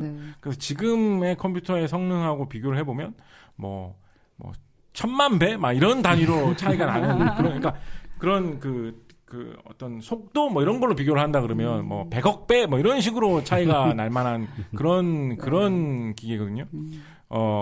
하버드 마크1의 성능은 1초에 덧셈을 한 3번 정도 할 수 있는 그 정도 성능이었다고 합니다. 인간의 속도와 맞먹는 정도 아닌가? 그렇지만 왜 애지간히 더하기를 빠르게 하는 사람도 여러 자릿수 덧셈을 1초에 3번 하기는 힘들죠. 손으로 계산한다 그러면 쓰는데도 1초 이상 걸릴 텐데. 그렇죠? 그 정도? 그러니까 세계에서 제일 계산 잘하는 사람보다 조금 딸리겠지만 대부분의 일반인 내지는 대부분의 수학을 꽤 잘하는 사람들보다도 훨씬 빠르게 계산할 수 있는 기회죠. 저 지난번에 무슨 TV에서 저 얘기 되게 자주 하는데 무슨 아줌마가 나왔었냐면요. 우리나라 그러니까 그 당시에 지금 약간 할머니 정도 됐는데 그 서울의 전기 요금을 다 계산하는 거예요. 암산으로. 그러니까 이 사람은 예를 들어서 얼마를 썼고 뭐 어느 정도의 이종 구간이니까 이렇게 된다는 거를 다 계산을 해서 다 영수증을 그분이 써서 발급을 했더라고요. 그래서 와 세상에 저런 사람이 다 있어 막 이랬는데 그분은 이거보다 잘했을 것 같아요. 아까보다. 그런데 지금은 우리가 그냥 휴대폰 이런 거의 처리 속도도 어느 정도가 되냐면 1초에 이건 한 3번 정도 계산하는 거잖아요, 덧셈을. 그런데 우리가 휴대전화로 갖고 있는 게 보통 뭐 10억 번씩 막 이렇게 계산하고 100억 번씩 막 계산하고 막 이러거든요. 그러니까 컴퓨터 기술의 발전이 정말로 어마어마하게 빠르게 일어났던 거죠. 그래서 제가 이 얘기를 이렇게 드린 이유는 뭐냐면, 컴퓨터 기술이 왜 이렇게 빠르게 발전했을까요? 뭐 여러 가지 이유가 있겠지만, 이유 중에 하나는 컴퓨터를 여러 가지 다양한 분야에 응용할 수 있게 퍼뜨려가지고 그 컴퓨터를 계속 개발하는데 기술을 개발하는데 투자를 하기 위한 수요를 만들어준 사람들의 공이 되게 컸다는 거죠. 네. 그렇기 때문에 우리가 뭐 스티브 잡스나 스티브 워즈니악이나 빌 게이츠나 이런 사람도 컴퓨터 기술의 역사에서 사업가일 뿐이지만 어떻게 보면 발명가이고 사업가일 뿐이지만 굉장히 중요한 인물로 언급할 가치가 있는 것이 그런 사람들이 컴퓨터를 모든 집에 컴퓨터가 한 대씩 있어야 돼 이런 식의 시장을 만들지 않았다면 그런 정도의 어마어마한 기술 발전은 일어나지 않았을 거라는 거죠. 당시에 처음 이 하버드 마크원이 들어왔을 때의 그레이스 호퍼가 열심히 일했던 응용 분야는 아까 잠깐 언급 나왔던 대로 대포를 쏘았을 때 대포를 어떤 각도로 쏘면 포탄이 어디에 떨어지느냐 그거를 계산해서 이제 표를 만드는 그 계산 작업을 이제 하는 게 주 업무였죠. 그게 애초에 하버드 마크원 컴퓨터를 만든 이유고 하버드 마크원이라는 컴퓨터는 그 작업을 하기 위해서 나와 있던 기계였습니다. 근데 그 기계였는데 이제 그 기계를 가지고 그런 일을 할 수 있는 기계를 가지고 여러 가지로 조작을 하고 조금씩 넣는 입력을 바꾸고 이래가지고 좀 다른 계산도 계속 해보려고 한 거죠. 그래서 그 다른 계산을 하기 위해서 이 장치를 조종하고 입력을 바꾸고 입력을 짜놓고 하는 그런 작업들이 최초의 그때 당시에 프로그래밍이었다라고 할 수 있는 겁니다. 좀 와닿을 만한 예를 하나 들어보자면 어떤 걸 생각해 볼 수 있냐면 당시에 하버드 마크원 컴퓨터를 사용했던 사람들 중에 실제로 사용합니다만 사용하고 싶어 했던 사람들 중에 제일 언급해 볼 만한 사람이 아까도 방금 전에 이야기가 나왔던 그 존 폰 노이만입니다. 존 폰 노이만은 뭐 익히 알려진 대로 맨하탄 프로젝트에서 원자폭탄 개발에 깊게 관여를 했었는데 나가사키에 플루토늄을 이용한 원자폭탄이 떨어졌다라고 하잖아요. 이 플루토늄을 이용한 원자폭탄은 어떤 방식으로 작동을 하는 거냐면 핵반응을 일으키려면 일정한 양 이상의 플루토늄이 한 덩어리로 모여 있어야지 그 임계 질량을 넘었다, 크리티컬 포인트를 넘었다, 임계점을 넘었다, 뭐 이런 식으로 말하잖아요. 그게 넘으면서 핵반응을 일으켜가지고 폭발합니다. 그러니까 처음에는 그 플루토늄 덩어리들이 떨어져 있다가 폭발시키는 순간 한 군데로 잘 뭉치게 해줘야 된단 말이죠. 그래서 당시에는 어떤 방식을 이용을 했냐면 그 외에도 뭐 여러 가지 이유가 있어서 어떤 방식을 했냐면 폭탄의 내부에다가 플루토늄을 좀 떨어뜨려 놓고 폭탄의 겉면에다가 작은 화약을 심어가지고 그거를 일시에 터뜨리면 그 터뜨리는 압력으로 플루토늄 덩어리들이 중앙으로 밀려오면서 중간에서 뭉치면 그 핵반응을 일으키게 하는 그런 방식으로 설계를 했거든요. 이렇게 흔히 말하는 이제 내폭식 핵폭탄이라고 하는데 원자폭탄이라고 하는데 생각을 해보면 화약을 잘 배치를 해가지고 타이밍을 좋게 딱 터뜨리면 원하는 모양대로 플루토늄들이 딱 밀려나갖고 뭉치게 만든다라는 게 사실 보통 정밀한 기술로 쉬운 일이 아니잖아요. 근데 뭐 이게 핵물질로 막 하는 거니까 뭐 한번 터뜨려보고 잘 안 되면 좀 바꿔하고 터뜨려보고 계속 실험해 볼 수도 없는 거고. 그래서 굉장히 정밀하게 계산을 해가지고 예측을 해서 핵폭탄을 만들 수밖에 없었던 거죠. 그렇게 하려면 계산을 굉장히 많이 해야 되는데 계산을 굉장히 많이 하려다 보니까 사람으로 계산을 하는 것보다는 이런 기계, 하버드 마크원 같은 컴퓨터를 이용해서 계산하는 게 좋다라고 생각을 해서 뭐 어떤 기록을 보면 그 존 폰 노이만이 직접 찾아왔다고도 해요. 여기 하버드에 이 기계를 이용해서 자기가 맨하탄 프로젝트에서 나 지금 어마어마한 거를 지금 개발하고 있다고 이 계산을 해달라고 그렇게 부탁했다고도 해요. 그렇게 해서 보면 이 그레이스 호퍼가 어쩌면 존 폰 노이만하고도 한 번쯤 마주친 적이 있지 않을까 뭐 이런 생각도 하게 되죠. 그러니까 확실한 건 뭐냐면 이 그레이스 호퍼가 이 컴퓨터를 운영하면서 생겼던 여러 가지 노하우들, 프로그래밍을 하기 위해서 쌓아놓았던 여러 가지 기술들 이런 것들이 그대로 응용되어서 존 폰 노이만의 핵폭탄 계산에도 활용되었다는 거는 자명한 거죠. 그건 아주 자명한 사실이고 실제로 직접 만난 적이 있느냐? 이거는 뭐 그냥 제 상상 속의 영역이지만 그래서 그런 좀 극적인 응용 분야를 포함을 해가지고 다양한 응용 분야에 하버드 마크원이 사용되었다. 뭐 이런 말씀 드리고 싶습니다. 근데 그러면 군에 가기 전에 이분은 컴퓨터 관련 일을 하신 적은 전혀 없어요. 전혀 없어요. 이분이 컴퓨터를 그때 처음 봤다고 해요. 뭐 논문 같은 데서 한번 이런 본 적은 있겠죠. 예를 들면 우리가 앞선 시간에 말했던 앨런 튜링 이분은 30년대에 자기 최고의 업적을 이미 냈잖아요. 네. 그러니까 그레이스 호퍼가 열심히 공부를 하고 있고 할 그 시절에 앨런 튜링은 자기 일생의 업적을 이미 낸 거예요. 네. 한 6년 정도 더 어린 사람인데도. 그러니까 그 후에 이제 이론상의 여러 가지 논문들은 계속 나오고 있었으니까 이론적으로는 아마 접해본 적이 있을 거예요. 컴퓨터라는 기계가 있고 이런 식으로 활용할 수 있겠다. 예를 들면 그런 아이디어도 얻었을 거예요. 앨런 튜링이 낸 그런 논문 이런 걸 보고 한 가지 목적을 위해서 설계된, 예를 들면 그 대포를 쏘았을 때 뭐 어디에 떨어질지 계산하기 위해서 만든 컴퓨터지만 그 단순한 기능을 할 수 있는 것도 잘 활용을 하면 복잡한 생각을 잘 풀어 헤쳐가지고 단순한 생각들의 조합으로 바꾸면 계산을 해낼 수가 있으니까 그 기계도 여러 가지 목적으로 활용을 할 수 있겠네. 이런 식의 아이디어는 얻었을 수도 있었겠죠. 네. 많이 이야기하는 일화로 어떤 게 있냐면, 그래서 이분이 처음 딱 배치를 돼가지고 갔는데 자기 상관인 아이켄이 불러가지고 당신이 지금 해야 될 일은 책을 쓰는 것이다. 무슨 책이냐면 이 컴퓨터를 어떻게 사용하는지, 어떻게 사용하면 좋은지 매뉴얼, 지침을 만드는 거다. 그게 네가 할 일이다. 이렇게 하니까 그레이스 호퍼가 나는 지금 이거 처음 보는 거고 책을 써본 적은 한 번도 없다라고 대답을 하니까 아이켄이 한마디로 대답을 하는데 뭐라고 대답했냐면 하하 여기는 해군 일세 이렇게 이야기를 했다고 해요. 그러니까 우리나라에도 뭐 그런 말이 있죠. 뭐 까라면 뭐 이런 말이 있죠. 그런 식으로 대답을 한 거예요. 그래서 그 매뉴얼이 어떤 건지 기록이 남아 있어요. 그래서 그레이스 호퍼가 그때 입대해가지고 처음 배치 받아가지고 이거 해 이렇게 해가지고 그 시체말로 말하는 맨 땅에 헤딩하는 그런 기분으로 작업해서 만들었던 매뉴얼이 500페이지가 넘는 매뉴얼을 그래서 실제로 완성했다고 해요. 그 매뉴얼이 초기 컴퓨터 기술의 이제 어떤 밑바탕이 됐던 거죠. 그럼 군대에서 코볼을 만드는 건가요? 그거는 전혀 아니고요. 아니고요. 그래서 군대에서 어떻게 코볼을 만드는 단계로 넘어가느냐, 그 이야기를 지금부터 해볼게요. 네. 일단 전쟁이 끝나고 나서도 이분은 전쟁 끝나고 앞서 말한 바로 그 이유 때문에 전쟁이 끝나고 나서는 이제 당신은 뭐 예비군 소속으로 계속 있어도 되지만 이제 군대에서 실제로 실전에 참여하는 거로서는 이제 끝났다. 뭐 이런 처분을 받게 됐어요. 그렇게 됐고, 그러니까 이제 자유의 몸이잖아요. 네. 그렇게 됐을 때 바사 대학교에서 다시 우리 학교로 돌아와라. 네. 정교수로 채용해 주마. 뭐 이런 제안도 있었다고 해요. 그런데 어떤 생각인지 모르겠어요. 이 하버드에서의 경험이 너무 재미있어서였을까요? 아니면 거기에서 또 미래를 봤기 때문일까요? 이분은 바사 대학으로 돌아가지 않고 하버드에 남기로 결심을 해요. 계속 군대에서 직접적으로 이어지는 의무에서는 이제 떨어져 나왔지만, 그래서 그 당시 지난번에 앨런 튜링 시간에 잠깐 언급을 했죠. 연구를 할 수 있는 그 계약직 펠로우가 돼가지고 하버드에 남게 됩니다.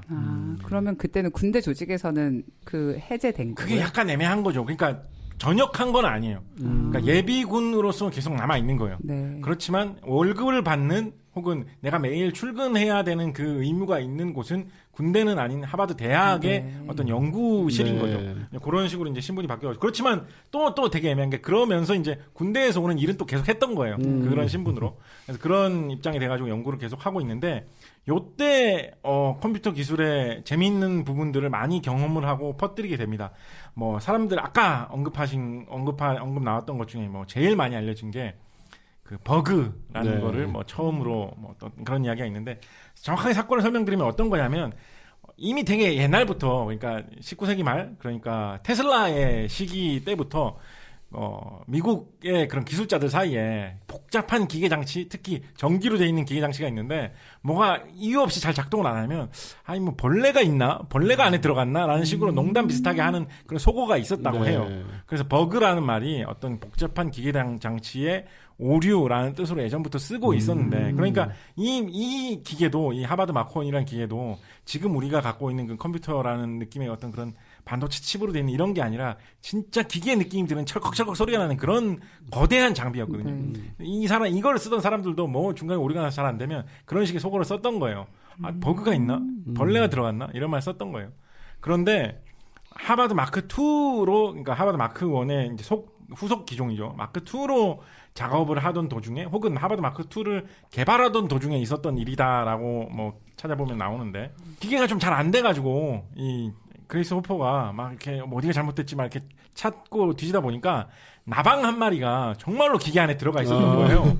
그래서 그 나방을 잡아다가 여기 진짜로 버그가 들어가 있었다라고 사람들한테 얘기하는 거예요. 사람들 보면 얼마나 웃기겠어요. 그래갖고 이 그레이스 호퍼가 재밌는 사람인 게 그래가지고 저 벌레를 잡아다가 연구 노트에다가 테이프를 붙였어요. 테이프를 붙여가지고 거기다 표시를 해가지고 실제 버그의 최초 사례라고 이렇게 써놓은 거예요. 이 노트가 아직도 박물관에 남아 있습니다. 그대로.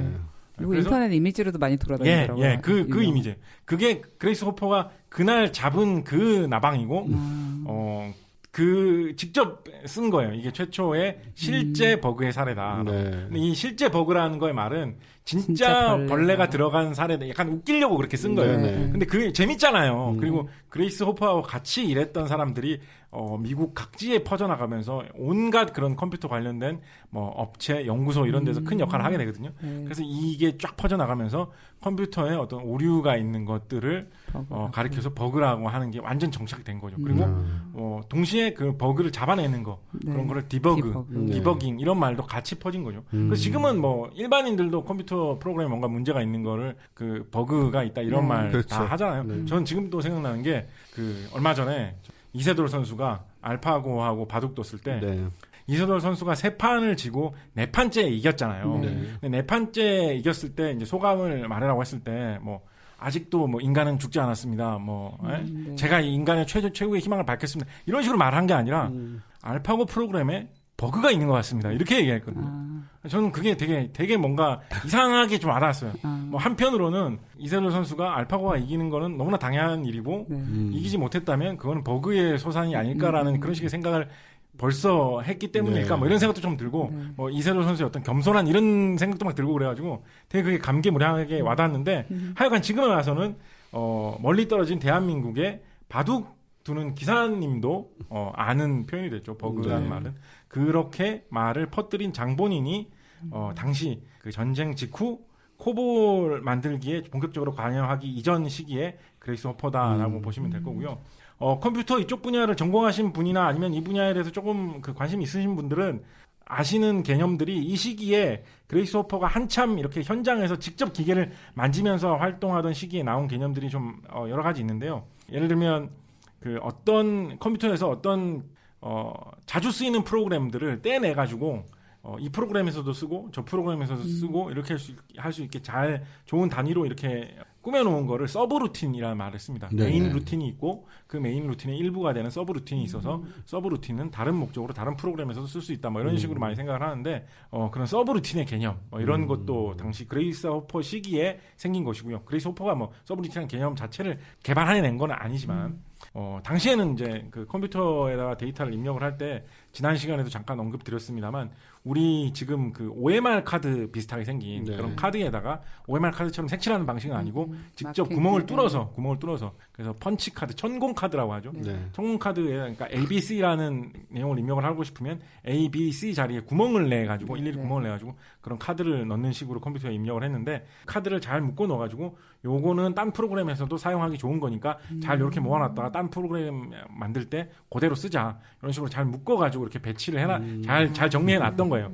그런 게 현대적인 서브루틴의 최초의 모습이었고 그리고 컴퓨터 이런 분야에 관심 많으신 분들은 라이브러리 뭐 이런 개념도 친숙하실 텐데 그런 서브루틴들을 어떤 특정한 목적에 맞게 여러 가지 모아놓은 것들을 요즘 현대 컴퓨터 기술에서 라이브러리라고 하는데 당시에서는 정말로 라이브러리 서재 뭐 도서관 이런 뜻이잖아요.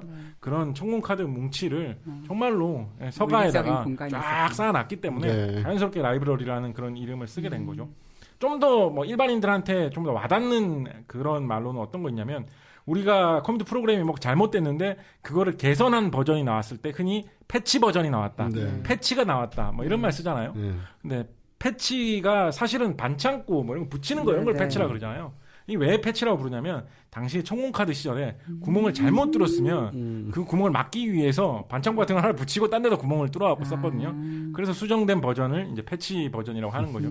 다 이제 그레이스 호퍼가 직접 손으로 기계를 만지던 시절에 점차 생겼던 용어였고 그레이스 호퍼와 그 사람의 영향을 받았던 팀들이 이런 이야기들이 많이 퍼지는데도 공헌을 했던 거죠. 그리고 나서 아마도 그레이스 호퍼는 계속 그런 식으로 하버드에서 일을 하고 싶지 않았나, 혹은 하버드에서 이런 비슷한 분야의 교수나 어떤 학자로 남고 싶지 않았나, 뭐 이렇게 좀 추정이 되는데, 하버드에서는 그 계약직 펠로우를 연장을 해주지를 않습니다. 그래서 그레이스 호퍼는 일단 하버드에서는 나가야 되게 됐었고요. 전쟁이 끝났기 때문에 이제 군대에서 주어진 임무는 없었고, 원래 있었던 바사 대학에서는 돌아오라는 그 제안을 자기가 거절했기 때문에 물을 수가 없었던 상황이었었고, 그래서 좀 갈 곳이 없게 됐어요. 어떻게 보면. 근데 뭐 이렇게 유능하고 초기에 뭐 엄청난 그 세상에서 드물었던 장비의 핵심적인 그런 한 분야에서 일했던 사람이잖아요. 이런 사람의 그 기술을 그대로 놔두지는 않는 게 당시 뭐 미국 분위기였었기 때문에 계속 놀지는 않고, 이 분이 딴 회사에 이제 취직을 하게 되는데, 그 회사가 에커트 모클리 코퍼레이션, 에커트 모클리 컴퓨터 코퍼레이션이라고 하는 우리말로 번역하자면 에커트 모클리 컴퓨터 회사라는 곳에 이제 취업을 하게 됩니다. 에커트 모클리 컴퓨터 회사에 소프트웨어, 지금으로 따지면 이제 소프트웨어 담당으로 취업을 하게 되는데, 에커트 모클리라는 사람은 이렇게 하면서 이름 아시는 분들 계실 거예요. 이분이 바로 그 최초의 컴퓨터라고 불리우는 애니악을 개발한 에커트와 모클리입니다. 그 최초로 애니악 컴퓨터를 만들었던 이 사람이 컴퓨터 회사를 차렸어요. 이 사람들이 말하자면 스타트업처럼 차린 거예요. 이 사람들이 내가 애니악도 미군의 미군의 돈을 받아가지고 이제 운영을 하려고 했던 건데, 해보니까 이제 정말 좋았던 거예요. 그래가지고 이분들이 나와가지고 민간 회사를 차린 거예요. 말하자면 요즘에 스타트업이 이루어진 아주 전형적인 그런 형태들을 한 거예요. 정부 프로젝트를 하다가 기술과 경험을 쌓아가지고 자기가 독립해가지고 회사를 하나 차린 거예요. 그런데 그러니까 얼마나 좀 진짜 스타트업 느낌의 스타트업이냐면, 이 에커트하고 모클리는 둘 다 한 명은 확실하게 아주 좀 큰 차이로 그레이스 호퍼보다 나이도 젊었어요. 이 사람들 되게 에커트하고 모클린 젊은 사람들이에요. 정말 우리가 스타트업 하는 사람들처럼. 그런데 당시에 그레이스 호퍼는 이제 뭐 나이가 40 뭐 이렇게 된 40 넘은 상황이었거든요. 30대 중반에 입대를 해가지고 전쟁이 지금 다 끝나고 몇 년 지난 후니까. 그러니까 모르겠습니다. 당시 그레이스 호퍼하고 뭐 직접 대화를 해본 사람이 아니면 정말로 어떤 기분인지는 알 수는 없겠지만, 뭐 우리가 한국식으로 좀 생각을 하면 어떤 그런 격차 뭐 이런 느낌이 있었을 거예요. 미 해군에서 가장 핵심이 되는 첨단 기술을 다루던 그런 위치에 있다가, 하버드 대학교에서 역시 첨단 기술을 다루는 그런 연구원 자리로 있다가, 어느 날 갑자기 20, 30대 젊은이들이 차린 스타트업 회사에 미래를 도저히 알 수 없는 그런 위치로 들어오게 된 거죠. 그런 기록도 있어요. 이때 그 하버드에서 나온 후, 그 다음에 본격적으로 뭐 코볼과 같은 이런 후반기에 이분의 정말 핵심이 되는 업적을 한참 많이 창출하던 그 시기하고 사이에 몇 년 동안 이분이 좀 정신적으로 방황을 했다, 뭐 이런 이야기도 있어요. 얼마나 뭐 관련인지 모르겠습니다만, 전쟁 끝나던 무렵 전후로 해가지고 이분이 이혼도 했었고, 뭐 여러 가지 뭐 좀 그 정확도가 엇갈리는 기록들이 있는데, 확실한 거는 이 무렵에, 그러니까 40년대 후반, 뭐 50년대 초반 이 정도죠. 40년대 후반 그 정도에 이분이 알코올 중독에 상당히 좀 심각하게 시달렸던 적은 있는 거는 사실인 것 같아요. 네. 경찰서에 잡혀간 적도 한 번 있었다고 해요. 술을 너무 많이 마시고 인사불성이 돼가지고 술값을 못 받아서 뭐 이렇게 가게 됐는지, 아니면 뭐 술 마시고 무슨 난동을 부렸는지 그건 모르겠습니다만 간 적도 있었고, 전기 이런 것들을 보다 보면 이 무렵에 삶에 너무 큰 그런 고통을 느꼈는지 뭐 자해를 시도를 했다, 뭐 2번 정도 했다, 뭐 이런 이야기도 있습니다. 하여간 추측할 수 있는 거는 상당히 이때 심적으로 어려웠던 시기였던 것 같습니다. 그런데 이분은 그 시기를 용케 극복을 했어요. 뭐 어떤 전기를 찾아보면 그때 극복을 할 때, 예전에 하버드 시절에 군 생활을 하고 하버드 시절에서 연구원 생활을 할 때 그때의 팀들에 있던 사람들이 찾아와가지고 뭐 돌봐주고 뭐 용기를 주고, 뭐 예를 그렇게 생각할 수 있죠. 예를 들면 뭐 이럴 거 있을 게 아니라 네가 뭐 알코올 중독을 치료하는 시설에 가야 된다, 뭐 이런 식으로 이야기를 해줬다거나, 정확하게 어떻게 했는지는 저도 모르겠어요. 그런 도움을 받았다는 이야기도 있고, 어떤 정확한 사연은 약간은 좀 가려져 있습니다만, 이랬던 시기도 거쳐서 50년대 초반이 되면서 이런 것들을 좀 극복하지 않았나 싶습니다. 이게 되게 좀, 지금 저는 사실 오늘 이 녹음 준비를 하면서 이거를 살펴보다가 이 그레이스 호퍼에 이런 시기가 있었다는 게 정말 좀 놀랍고 생소했거든요. 이분은 남아있는 영상이나 기록이나 강연하는 모습이나 이런 걸 보면 사람이 되게 유쾌하고 되게 강인하고, 그리고 정말 전형적인 군인이고, 되게 멋있는 분이고 막 그런 분이에요. 농담도 잘하시고 막 어떠한 그런 고난과 역경도 이분과 함께라면 헤치고 나갈 수 있을 것 같은 약간 그런 느낌을 주는 그런 분인데 그런 분들도 그런 40대 초반에 이런 어떤 위기가 있었다 이런 것이 되게 인간적인 모습의 한 일면을 보는 것 같은 느낌도 들고 한편으로는 어떤 사람이 그런 절망의 구렁텅이에 빠졌을 때 그거에서 빠져나올 수 있게 어떤 도움을 줄 수 있다면 그게 나중에 그 사람의 인생 혹은 사회에도 얼마나 큰 도움이 되느냐 뭐 이런 생각도 좀 해보고 했었습니다. 그래서 이분이 그런 시기를 헤치고 나왔고요. 그리고 50년대 초 40년대 말에 본격적으로 이제 일을 하면서 이 에커트 모클리 컴퓨터 회사에서 프로그램 담당으로 일을 하면서 처음으로 만졌던 기계는 이제 유니백이라고 하는 UNIVAC라고 하는 이 유니박 1호기부터 처음 작업을 하게 됩니다.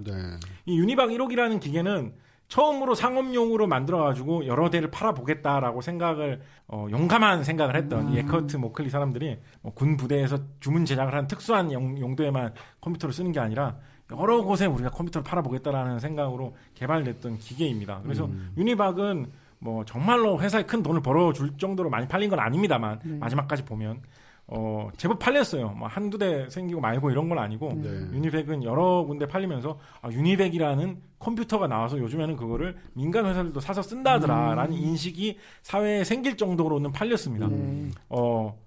아까 우리 SF 행사 이야기도 좀 했으니까 SF 작가 중에 아이작 아시모프라고 뭐 최고의 거장이 계시잖아요. 아이작 아시모프 소설을 좋아하시는 분들은 아이작 아시모프 소설에 나오는 인공지능 컴퓨터로 멀티백이라는 게 있다는 걸 기억하시는 분 계실 거예요. 뭐 최후의 질문 뭐 이런 시리즈를 보면 멀티백이 뭐 나중에는 뭐 우주 뭐 AC 뭐 이런 식으로 이름도 바뀌면서 더 버전업된 것도 막 나오고 하는데 아이작 아시모프가 직접 그렇게 얘기한 적은 없는 것 같은데요. 대부분 사람들이 아이작 아시모프가 자기의 극 중에 나오는 미래의 인공지능 컴퓨터 이름을 멀티백이라고 이름 붙인 거는 당시에 유니백이라는 이 제품을 보고 유니는 하나라는 뜻이잖아요. 근데 자기 컴퓨터는 미래의 인공지능 컴퓨터는 멀티백이라고 이름을 붙인 거예요. 뭐 그렇다고 할 정도로 유니백은 나름대로 인상을 남겼던 기계였습니다. 초기에는 유니백이 뭐 그렇게 많이 막 인기를 얻고 사람들이 관심을 갖고 했던 기계는 아니었는데 당시에 40년대 말 50년대 초에 그러니까 전쟁 끝난 후죠. 전쟁 중에 미국의 명장으로 이름이 있었던 아이젠하워가 대통령 선거에 출마를 하죠. 그래서 결국 당선이 되는데 이 개표를 당시에 생방송으로 했다고 해요. 개표 방송을. 근데 우리가 개표 방송을 하면 지금도 그렇지만 뭐 1% 2% 개표됐을 때 지금 개표되는 이 비율로 보면은 누가 당선될 가능성이 높다 이런 걸 얘기를 하잖아요. 근데 생각을 해보면 그걸 계산하는 게 상당히 좀 어려운 과정이란 말이에요. 주별로 어디서 얼마나 득표가 됐는지 이쪽 주는 뭐 아이젠하워 몰표가 나오는 주니까 그런 거를 좀 예측을 해서 계산을 해줘야 되고 이쪽 주는 아이젠하워는 아무도 안 찍는 주인데 지금 개표가 너무 많이 돼가지고 반영이 좀 심하게 된 그런 측면이 있으니까 좀 감안해서 계산을 해주고 이렇게 해야 정확하게 예상을 할 수 있단 말이죠.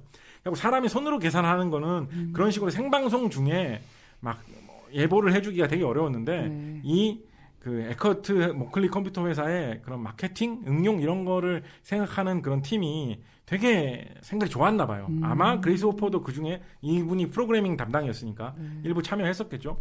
우리가 대통령 선거에서 한 1%, 2% 정도 초기에 개표됐을 때 우리 컴퓨터를 이용해서 쫙 계산을 해가지고 지금 이걸로 우리 컴퓨터로 계산을 해봤더니 아이젠하워가 당선될 확률이 높습니다. 바로 확 얘기를 해줘버리면 사람들이 엄청난 인상을 받지 않겠느냐라고 생각을 해가지고 실제로 그렇게 해서 아이젠하워가 당선된다는 걸 맞춘 거예요. 그래서 굉장히 그때부터 이 유니백이라는 컴퓨터가 사람들 입에 많이 오르내리고 컴퓨터가 너무 비쌌고 또 주문 제작하는 그런 방식이었기 때문에 막 그렇게 막 돈 많이 벌어다 준 건 아니었는데 주요 정부 기관이나 뭐 커다란 보험회사나 뭐 아주 큰 기업이나 이런 데에 한 대, 두 대 팔려 나가면서 에커트 모클리의 컴퓨터 회사가 자리를 잡는데 큰 역할을 한 거죠. 에커트 모클리 컴퓨터 회사는 생긴 지 얼마 안 돼서 딴 회사에 합병되고 그 회사가 또 합병되고 또 합병되고 뭐 이렇게 하면서 에커트 모클리 컴퓨터 회사라는 이름은 곧 좀 금방 사라집니다만 그 조직에 그레이스 호퍼는 계속 붙어 있었고요. 유니백이라는 이 상품명도 계속 이어졌기 때문에 나중에는 뭐 유니백 뭐 두 번째 기종도 나오고 뭐 이런 식으로 계속 이어졌기 때문에 그 조직에 계속 있으면서 역할을 하게 됐었죠. 그렇게 하면서 이제 어떻게 보면 40대 중반에 들어서 이분은 이제 본격적으로 역사에 족적을 남긴 자기의 공헌을 하게 된다고 볼 수 있는 거거든요. 그렇게 보면 지금까지 우리가 얘기했던 인물들하고 좀 결이 그러네요. 좀 달라요. 네. 예. 뭐 대기만성이라고 하기는 좀 이상한데 왜냐면 이분도 어렸을 때부터 공부 잘해가지고 대학 교수 잘 하시던 분이니까 그렇긴 한데 인생의 어떤 부침을 겪으면서 40대 중반에 이르러서 뭐 꽃이 핀 약간 이런 케이스죠. 뭐 이런 식으로 얘기해 볼 수도 있을 거예요. 우리가 뭐 컴퓨터 분야, 기술 분야, 과학 분야 이런 거는 영재, 뭐 맞아. 어릴 때부터 되게 천재적으로 잘하는 거 이런 게 되게 중요하다고 하잖아요. 뭐 요즘에는 뭐 이제는 뭐 5살, 6살짜리한테 컴퓨터 프로그래밍을 짜는 거, 코딩 교육을 미리부터 시켜야 된다. 뭐 이런 이야기도 나오고 있는데 뭐 일리는 있는 얘기라고 생각합니다만 그런데 세상에서 가장 위대한 프로그래머 중에 한 명은 30대 중반이 되어서야 처음으로 컴퓨터를 접한 사람이고 그 사람은 40대 중반이 되어서야 자기가 만든 컴퓨터 프로그램으로 족적을 남긴 사람이기도 하다라는 거죠. 그래서 뭐 나이가 뭐 그렇게 중요하냐 뭐 이런 거를 얘기할 수 있는 표본인 인물이기도 합니다. 이분이 왜 그렇게 꽃을 피우게 됐냐면 컴퓨터를 만들어가지고 그 뭐 이제 이상한 정부 기관에도 팔고 대기업에도 팔고 하니까 그 만드는 회사들마다 다 컴퓨터를 사용하는 용도가 조금씩 다 다른 거예요. 근데 컴퓨터 전문가라는 사람들이 많지 않은 세상이잖아요. 그러니까 컴퓨터 회사에다가 우리 회사는 이런 목적으로 컴퓨터를 살려고 하는데 그거에 맞는 프로그램 좀 짜주세요라고 하는 거예요. 그러니까 그레이스 호퍼와 그 그레이스 호퍼의 팀이 정말 불이 나게 일을 해야 되는 시대가 온 거죠. 한 대의 컴퓨터를 팔 때마다 그 컴퓨터를 사는 사람이 구미에 맞는 프로그램을 같이 짜가지고 줘야 되던 시대가 됐으니까. 그래서 이때 그레이스 호퍼가 엄청난 일을 많이 했었고 그 많은 일을 하는 과정에서 굉장히 중요한 업적을 남기게 되고 그리고 이 일을 같이 한 사람들을 그레이스 호퍼가 잘 키워가지고 후대에 뛰어난 컴퓨터 기술자, 컴퓨터 산업을 일으킨 많은 사람들을 일구어내는데 그 교육에 훈련에 많은 역할을 하게 되는 거죠. 그래서 1950년대 중반 정도가 되면 드디어 이 그레이스 호퍼가 말하는 최고의 업적이라고 할 수 있는 게 나오는데 우리 아까 코볼 이야기 했었잖아요. 코볼. 코볼은 사실 그레이스 호퍼가 직접 개발한 건 아니에요. 코볼 개발팀에 그레이스 호퍼가 직접 소속돼 있지 않았어요. 아, 그런가요? 그레이스 호퍼가 일하던 회사에 같은 회사 직원은 소속돼 있었지만 그레이스 호퍼는 코볼 개발팀에 직접 소속돼 있지는 않았습니다. 그러니까 그레이스 호퍼가 코볼을 만들었다 혹은 코볼 만드는데 일원이었다라고 하면 엄밀하게 말하면 틀린 이야기입니다. 다만 코볼이 만들어지는데 되게 지대한 영향을 끼쳤다라고 하면 맞는 이야기죠. 당시에 어떤 게 있었냐면 우선 짧게 설명을 드리면 그레이스 호퍼는 최초의 컴파일러를 만든 인물 중에 한 명으로 흔히 언급이 됩니다. 지금 컴파일러라는 말을 언급을 했는데 컴파일러가 뭐냐면 어떤 컴퓨터 프로그램이냐면 사람에게 친숙한 형태의 명령어를 입력을 해주면 그 명령어를 기계가 인식할 수 있는 코드로 바꿔주는 프로그램을 컴파일러라고 합니다.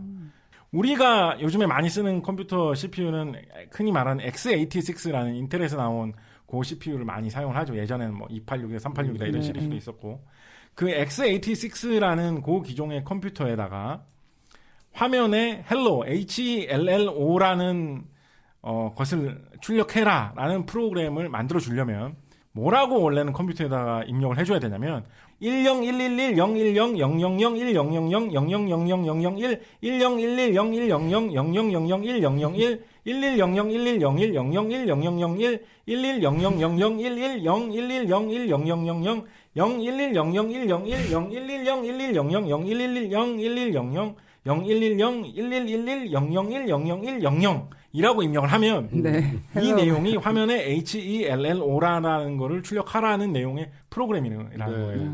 이거를 알아듣고 그런 프로그램이라고 이해할 수 있는 사람은 아무도 없겠죠. 만약 그런 팟캐스트 들으시는 분 중에 그런 분이 계시다면 그분은 로봇입니다.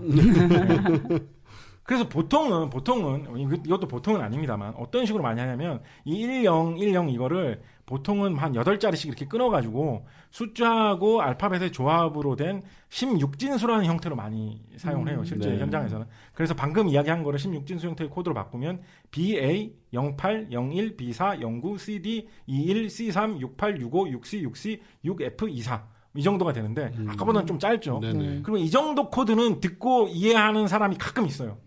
가끔. 그러니까 실제 뭐 이런 코드 진짜 이해하는 사람도 있고 예전에 우리 80년대에는 이렇게 입력을 하면 프로그램이 됩니다라고 잡지나 컴퓨터 책을 사면 진짜 이런 숫자하고 글자가 쫙 적혀 있고 이걸 그대로 타이핑하면 프로그램이 됩니다라는 식으로 나오곤 했었거든요.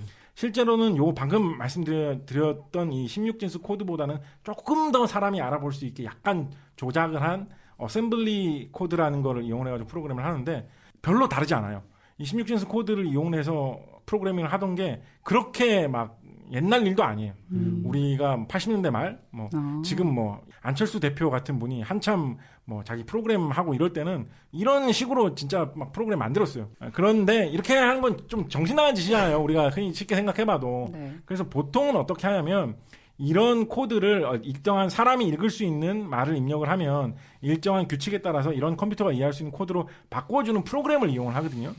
그래서 예를 들면 그 퀵베이직이라는 그런 컴파일러를 이용하면 우리 베이직 이런 걸 많이 들어보셨을 거예요. 그 베이직 언어의 컴파일러 버전으로 나온 것 중에 유명한 게 퀵베이직인데 퀵베이직에서는 프린트, print, 프린트하고 한 칸 띄우고 따옴표를 치고 HELLO 따옴표를 닫고 이렇게 입력을 딱 하면 그게 화면에 hello, print hello라고 하면 화면에 hello라는 말을 출력하라는 프로그램이 되는 거죠. 그래서 이렇게 사람이 읽을 수 있는 말로 써놓고 요거를 컴파일러라는 프로그램을 이용해갖고 돌리면 퀵베이직 컴파일러를 이용해갖고 돌리면 아까 말씀드렸던 그 1011010으로 바꿔주는 거예요. 이 프로그램이. 그런 역할을 해주는 프로그램이 컴파일러예요. 그래서 이런 컴파일러라는 게 가능할 것이냐 이런 게 당시에 사람들이 생각을 많이 했을 거예요. 1010 이런 걸로 막 다 작업해가지고 컴퓨터 프로그램을 표현하려고 하다 보니까 너무 알아먹기 힘들고 불편하잖아요. 사람이 쉽게 알아들을 수 있는 말로 입력을 해주면 그거를 컴퓨터가 이해할 수 있는 프로그램을 바꿔주는 게 있으면 얼마나 좋을까. 이런 생각들을 사람들이 좀 하고는 있었거든요. 그런데 그레이스 호퍼가 그거를 현실화하는 도전을 했던 거예요. 첫 번째로 그레이스 호퍼는 자기가 A0라고 이름을 붙였던 프로그램을 만들었는데 이 프로그램은 어떤 수식을 입력을 하면 예를 들어서 5 더하기 3 이런 수식을 입력을 하면 5라는 숫자 더하기라는 부호 3이라는 숫자를 그거에 대응되는 아까 말한 010100 그걸로 바꿔줘가지고 컴퓨터에 입력할 수 있는 코드로 바꿔주는 그런 프로그램이었어요. 그래서 어떤 사람들은 이런 거를 최초의 컴파일러라고도 합니다.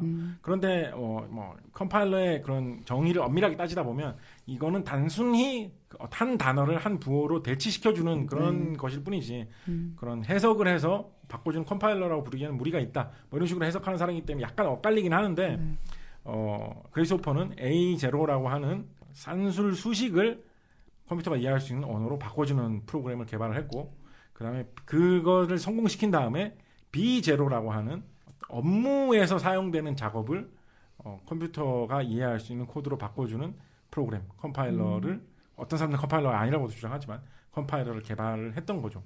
이 A0는 그 산수를 그 영어로 arithmetic 이런 말 쓰죠. arithmetic 이런 말 쓰죠. 그래서 A0 그러니까 거기서 A를 따고 A0라는 이름 붙였고요.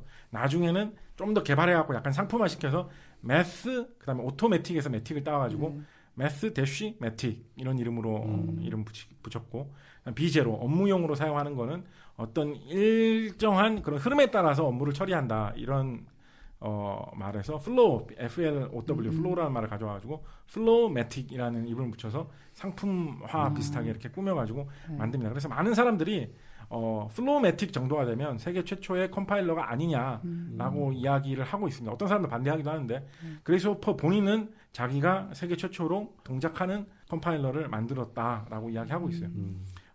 그레이스 호퍼는 자기가 이런 작업에 투신한 이유가 이런 작업에 매달리고 열심히 했던 이유가 온갖 군데에서 막 프로그램을 만들어 달라고 하는데 그때 당시로서는 컴퓨터에 완전히 해박하고 기계와 바로 친숙한 아는 사람들만 101011로 계속되는 그거나 다름없는 부호들을 알아가지고 프로그램을 만들 수가 있었거든요.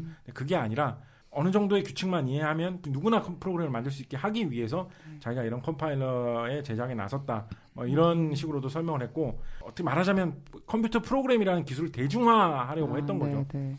또 한 가지의 가장 굉장히 중요한 또 이유 중에 하나는 뭐였냐면 당시에는 지금도 상황이 아주 많이 다르지는 않습니다만 제조되는 컴퓨터 회사마다 기계가 다르잖아요. 예를 들면 지금 이 그레이스 호퍼는 그 에커트 모클리 컴퓨터 회사에서 만든 유니백 컴퓨터를 위해서 뭐 프로그램을 짜고 합니다만 IBM에서 나오는 그 컴퓨터는 또 방법이 다를 거 아니에요. 그러면 컴퓨터마다 프로그램을 다시 짜줘야 된단 말이에요. 그 컴퓨터에 맞도록. 그건 너무 이제 피곤한 일이라는 거죠. 만약에 프로그램을 짜는 기술이 대중화된다라고 하면. 그래서 굉장히 많은 프로그램을 우리가 일상생활에서 계속 써야 된다고 하면. 그래서 이 그레이스 호퍼는 어떤 생각을 했냐면 컴퓨터마다 컴파일러만 서로 전용으로 다르게 만들고 그 컴파일러가 공통된 규칙을 갖는 어떤 언어를 번역해 줄 수가 있다면 그러면 하나의 프로그램을 만들어서 IBM용으로도 컴파일을 해가지고 IBM에서 돌리면 되고 그 다음에 뭐 자기 회사 유니백 컴퓨터를 이용한 프로그램을 돌리고 싶다면 유니백용으로 만든 컴파일러에 번역을 해서 돌리면 되기 때문에 여러 컴퓨터 기종에 따른 컴파일러만 있으면 프로그램은 한 번만 작성을 해가지고 어느 컴퓨터에서든 돌릴 수 있다라는 식의 생각을 한 거죠. 이거는 뭐 지금도 어느 정도는 통용되는 아이디어입니다. 그래서 컴파일러의 작업에 되게 애정을 가지고 열심히 일을 했었고 그레이스 호퍼의 팀들은 이 컴파일러라는 기술에 대해서 굉장히 친숙하게 알고 있었고 여기서부터는 제가 조금 과장해서 말씀드리는 겁니다만 컴퓨터 초기에 컴파일러라는 걸 개발해 보겠다라고 생각한 사람들이 이 그레이스 호퍼가 만든 최초의 컴파일러 또는 컴파일러 비슷한 이 프로그램에 굉장히 큰 자극을 받았을 거라는 거죠. 당시 컴파일러 초기에는 회의론도 되게 많았어요. 컴퓨터가 세상에 뭐 그렇게 많이 쓰일 것 같냐. 컴퓨터 우리 전문가도 우리가 알면 됐지. 뭘 그거를 더 쉽게 만들어갖고 컴퓨터 프로그램을 더 많이 만들어서 많은 사람들이 쓰고 이런 거 신경 쓸 필요 없다. 이런 식으로 생각한 적도 많이 있었어요. 심지어 에커드 모클리 컴퓨터 회사에서 처음 컴퓨터를 만들어서 팔면서 미국에 우리가 컴퓨터를 몇 대나 팔 수 있을까 생각했을 때 뭐 한 7대, 뭐 10대 미만 뭐 이런 정도밖에 생각을 안 했었거든요. 그러니까 프로그램이 그렇게 대중화돼가지고 널리 퍼진다라는 생각을 잘 못할 때였고 컴퓨터가 아까 말씀드린 대로 지금 우리가 쓰던 컴퓨터에 비해서는 성능이 뭐 1000만 분의 1, 뭐 100억 분의 1 이 정도밖에 성능이 안 되던 때예요. 그러니까 실제로 계산을 하고 작업을 하는데 컴퓨터의 성능을 최대한 활용을 해야지 사람이 뭐 쉽게 설명하는 거를 뭐 컴퓨터로 바꿔주고 뭐 이런 사람이 편하자고 하는데 그렇게 정신을 쓸 겨를이 어디 있냐라는 그런 생각도 되게 많았기 때문에 회의론도 되게 많이 있었거든요. 컴파일러라는 거는 부질없는 짓이다라는 생각도 많이 있었는데 그레이스 호퍼가 그런 회의론을 불식시키는데 굉장히 큰 역할을 했다라고 저는 감히 이야기를 합니다. 그래서 그레이스 호퍼가 가장 큰 영향을 미쳤다고 생각되는 코볼은 사실 1950년대 말이 되어서야 이제 본격적인 개발에 들어가게 되고요. 사실은 50년대 중반에 어떻게 보면 이것이 세계 최초로 정말로 실용적으로 활용되던 컴파일러라고 할 수 있는 것이 나오는데 그것이 바로 포트란이라는 것이고 포트란은 이제 흔히 얘기하기로 지금도 그런 식으로 많이 얘기합니다. 포트란이라는 거는 과학 계산용, 수학 계산용에 적합한 컴파일러이다라고 이야기를 많이 합니다. 그래서 뭐 수식을 계산한다거나 이런 걸 표현하기에 편한 프로그램이죠. IBM에 있는 기술자들이 중심돼가지고 만들었고요. 그래가지고 포트란은 50년대가 되면 상당히 이제 퍼져가지고 사람들이 이해를 하게 되는 그런 컴파일러가 됐죠. 그런 상황이 됐었는데 그레이스 호퍼 또는 그와 비슷한 생각을 했던 많은 사람들이 이런 특정한 컴퓨터 회사에서 만든 이런 언어 말고 혹은 과학용, 계산용으로만 쓰이는 언어 말고 업무용 프로그램에 적합한 뭔가 공통의 언어 같은 걸 한번 만들어 보자라는 그런 움직임이 일어났어요. 그래가지고 1950년대 말에 군대가 미군이 중심이 돼가지고 뭐 여러 컴퓨터 회사에 있는 사람들 그 다음에 정부 기관에 있는 사람들을 이렇게 한 명씩 뽑아가지고 일종의 그 협의회, 위원회 이런 걸 만들어가지고 너네들이 잘 상의를 해가지고 업무용으로 사용할 수 있는 과학용, 계산용이 아니라 업무용으로 사용할 수 있는 컴파일러를 만들어 달라라는 그런 그 미군의 국방성의 지시를 받아가지고 국방성 프로젝트로 개발위원회가 생겼고 그 개발위원회에 지금 쭉 계속 얘기를 해드렸던 이 그레이스 호퍼의 영향을 받았던 사람들, 그레이스 호퍼와 같은 회사였던 사람들, 그레이스 호퍼의 제자라고 할 수 있는 사람들, 이런 사람들이 참여를 해가지고 코볼을 만들어낸 거죠. 그리고 이 코볼을 만들어내면서 거의 비슷한 목적으로 그레이스 호퍼가 실제로 이런 말을 했어요. 포트란이라는 게 있긴 했지만 그거는 과학자, 계산하는 사람들, 기술자들을 이용의 편의를 위해서 만들어진 언어이기 때문에 자기가 생각하는 일반 업무를 위해서 통상적인 그런 사업을 위해서 사용하는 모든 프로그램에서 사용하기에는 좀 이해하기 어려운 부분이 많았다. 자기는 그런 복잡한 기호나 수학자들, 그런 기술자들이 잘 알아볼 수 있는 그런 기호를 이용해서 뭔가 프로그램을 만드는 것이 아니라 좀 더 평범한 사업가, 뭐 회계사 이런 사람들도 알아볼 수 있는 그런 프로그램, 그렇게 프로그램을 만드는 것을 좀 원했다 이런 말을 그레이스 호퍼가 했었거든요. 그래서 그런 관점으로 그레이스 호퍼가 앞서서 만들었던 것이 잠깐만 앞서서 말씀드렸던 플로우매틱이라는 것이고 그것이 그런 목적으로 나와 있었던 것이기 때문에 코볼을 만들 때는 이 플로우매틱의 영향을 되게 많이 받았었던 거죠.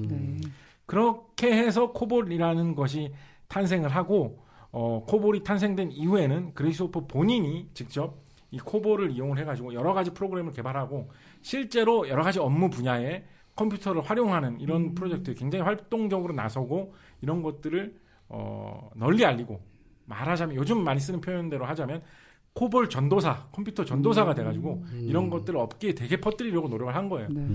흔히 도는 얘기로는 한 60년대 거의 한 10년 동안 이런 역할에 그레이스 호퍼가 굉장히 매진을 했기 때문에 코볼과 또 더 나아가서는 컴퓨터 기술이 업계 곳곳에 퍼져나갔고 그렇기 때문에 70년대에 이르면 상업적으로 돌아가는 프로그램들 중에서는 코볼이 가장 많이 사용되는 위치를 차지하게 됩니다. 그렇게 해서 우리가 파토님 말씀하셨지만 우리 컴퓨터 학원에 가면 처음에 베이직을 배우고 그 다음에 포트란이나 코볼을 배우는 그런 커리큘럼이 80년대에 정착이 된 게 바로 70년대에 코볼이 이렇게 많이 퍼져나갔기 때문이죠. 그에 비해서 지금은 코볼이 위상이 되게 사그라들었어요. 지금은 사람들이 코볼을 굳이 따지고 보자면 잘 쓰지 않고 코볼의 영향을 받은 다른 프로그램 언어들도 그렇게 큰 인기가 있는 편이라고 보기는 어렵다는 게 제 생각입니다.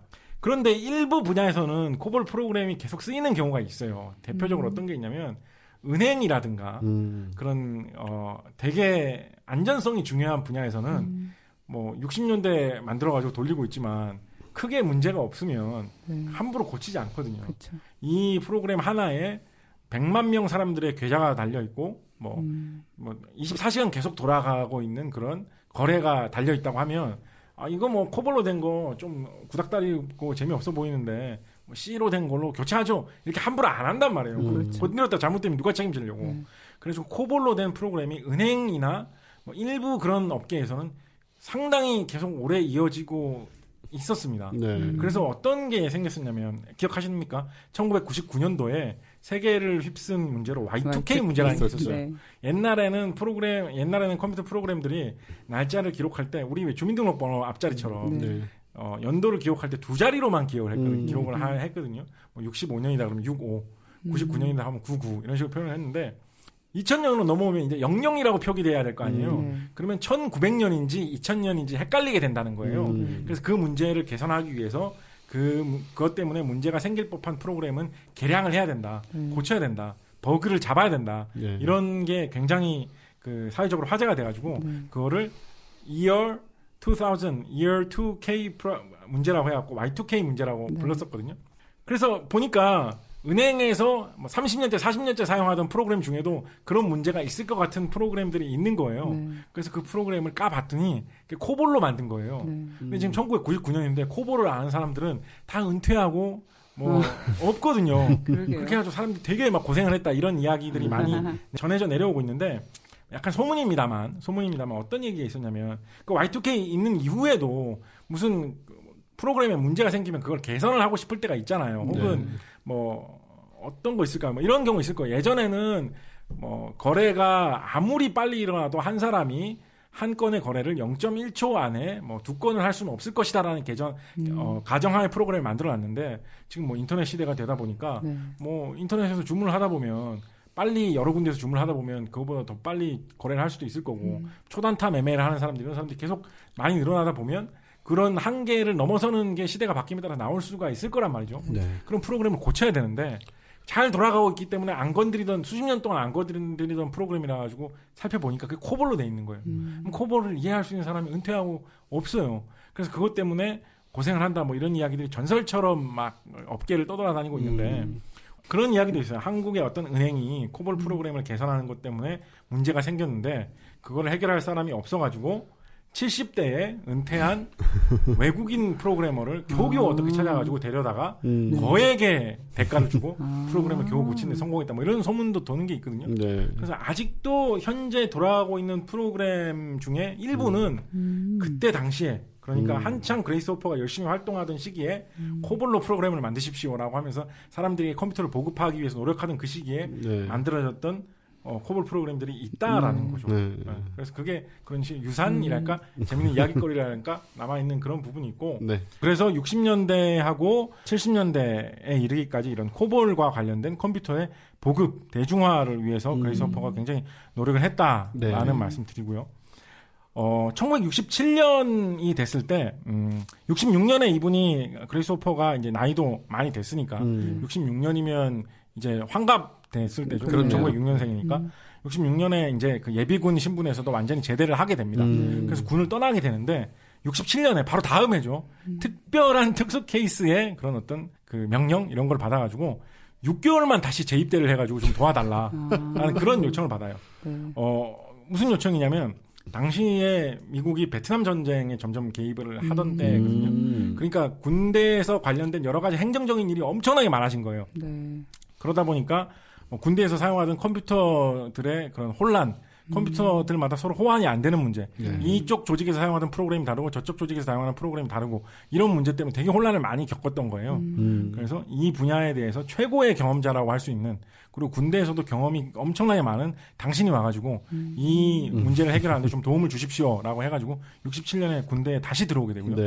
그런데 이 6개월짜리가 계속 길어져가지고 뭐 군대 나갔다가 다시 들어오는 거 한두 번 정도 더 하는 것 같은데 그러면서 80년대 후반까지 계속 군 생활 경력을 이어나가게 됩니다. 우리나라 뭔가 군대 다녀온 분들이 악몽과 같은 그런 상황. 이분은 뭐 자발적으로 그렇게 하신 거니까. 사병이 아니고. 그렇게 하게 됩니다. 그리고 그렇게 해서 되게 노년에 이르러서도 군대에서 열심히 활동을 하시게 되고요. 이때는 좀 기술적인 일보다는 이런 행정적인 일, 앞서 말씀드린 어떤 후진을 양성하는 일, 뭐 이런 쪽에 가까운 일을 많이 하셨던 거죠. 이런 일에서 되게 놀라운 그런 모습들을 많이 보여주셨다고 해요. 어떤 그런 충돌하는 두 개의 조직에서의 갈등을 해결해 나간다거나 꽉 막혀가지고 해결되지 않을 만한 문제가 있었는데 굉장한 리더십을 보여가지고 문제를 해결해 나간다거나 이런 데에서 되게 놀라운 모습들을 많이 보여주셨고 그 미국의 노래 중에 어메이징 그레이스라는 노래가 있잖아요. 네, 그렇죠. 그 노래에서 따가지고 이 그레이스 호퍼의 별명이 어메이징 그레이스라는 그런 별명이 붙은 것도 이런 분야에서 보여줬던 그런 놀라운 능력, 추진력, 뭐 결단력 이런 것 때문이라고도 합니다. 이분이 노령에 이르러서 1983년이 됐을 때 미국 텔레비전 프로그램 중에 60 Minutes라는 게 있는데요. 그렇죠. 거기에 영향을 받아서 우리나라에도 뭐 추적 60분 그렇죠. 이 프로그램에서 이 그레이스 호퍼가 잠깐 이렇게 출연해서 조명을 받고 인터뷰도 하게 됩니다. 우리나라의 컴퓨터의 개척자 중에 한 사람 중에 이런 사람도 있다. 굉장히 노인인데 아직도 활발하게 활동하고 있고 더군다나 미 해군이고 이런 분이 있다는 이야기를 되게 좀 조명을 해가지고 사람들이 보여줬어요. 그래가지고 이것을 마침 미국 의회의 어느 하원 의원이 보고 되게 감명을 받아서 또 하원 의원은 본인의 좀 이름을 날리고 싶은 그런 욕심도 있었겠죠. 이 그레이스 호퍼를 더 대우를 해줘야 된다. 이런 식으로 활발히 운동을 해가지고 대통령과 미국 의회의 어떤 그런 특별한 조치로 이분이 군대에서 나이 제한을 넘겨가지고 계속 복무를 할 수 있게 되고 계급도 드디어 준장으로 제독이 되는 거군요. 별을 달게 됩니다. 83년. 그래서 뭐 저는 약간 어떻게 보면 좀 쓸쓸한 이야기도 합니다만 이게 뭐 옳은 것이라기보다는 어떤 한계다 뭐 이런 생각도 좀 들기도 하는데 어떤 때는 수십 년 동안 그 분야에서 열심히 일을 하고 뭐 과학적으로 기술적으로 뭔가를 보여주고 이런 것도 중요하지만 어떤 때는 그런 무한도전이나 뭐 이런 프로그램에 등장해가지고 5분 10분 등장해서 얘기하는 게 더 결정적인 어떤 그런 사회를 바꾸는 기회가 되지도 않나. 그런 게 뭐 미국에도 있구나, 한국에도 있고 뭐 이런 생각도 한번 하게 됐습니다. 이렇게 해서 이분은 경력의 마지막을 장식하게 됐고요.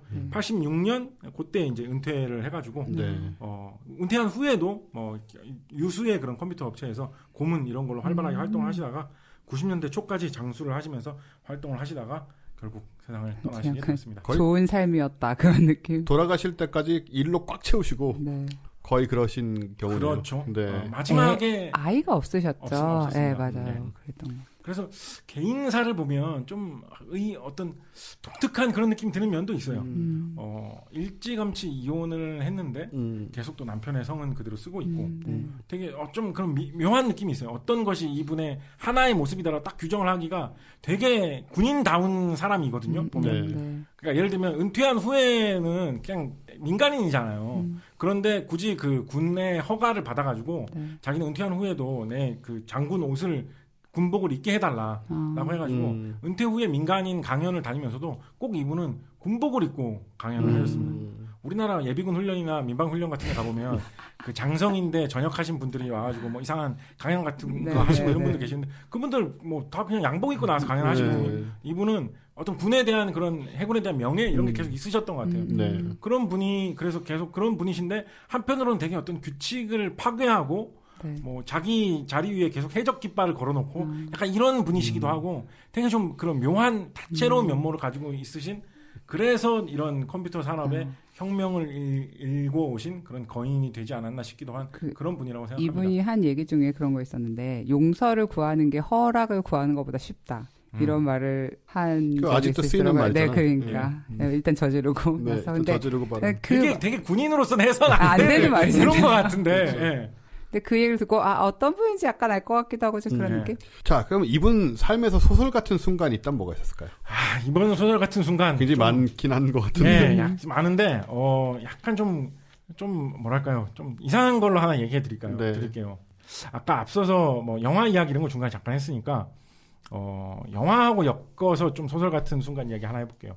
그 영화 관련해갖고 사람들이 뭐 이런 이야기 하기 좋아하는 것 중에 케빈 베이컨 게임이라는 거 혹시 아시나요? 알죠. 네, 케빈 베이컨 게임 뭔지 간단하게 설명해 주신다면. 그 케빈 베이컨이 같이 나왔던 배우들을 연결해서 그 6단계인가요, 그게?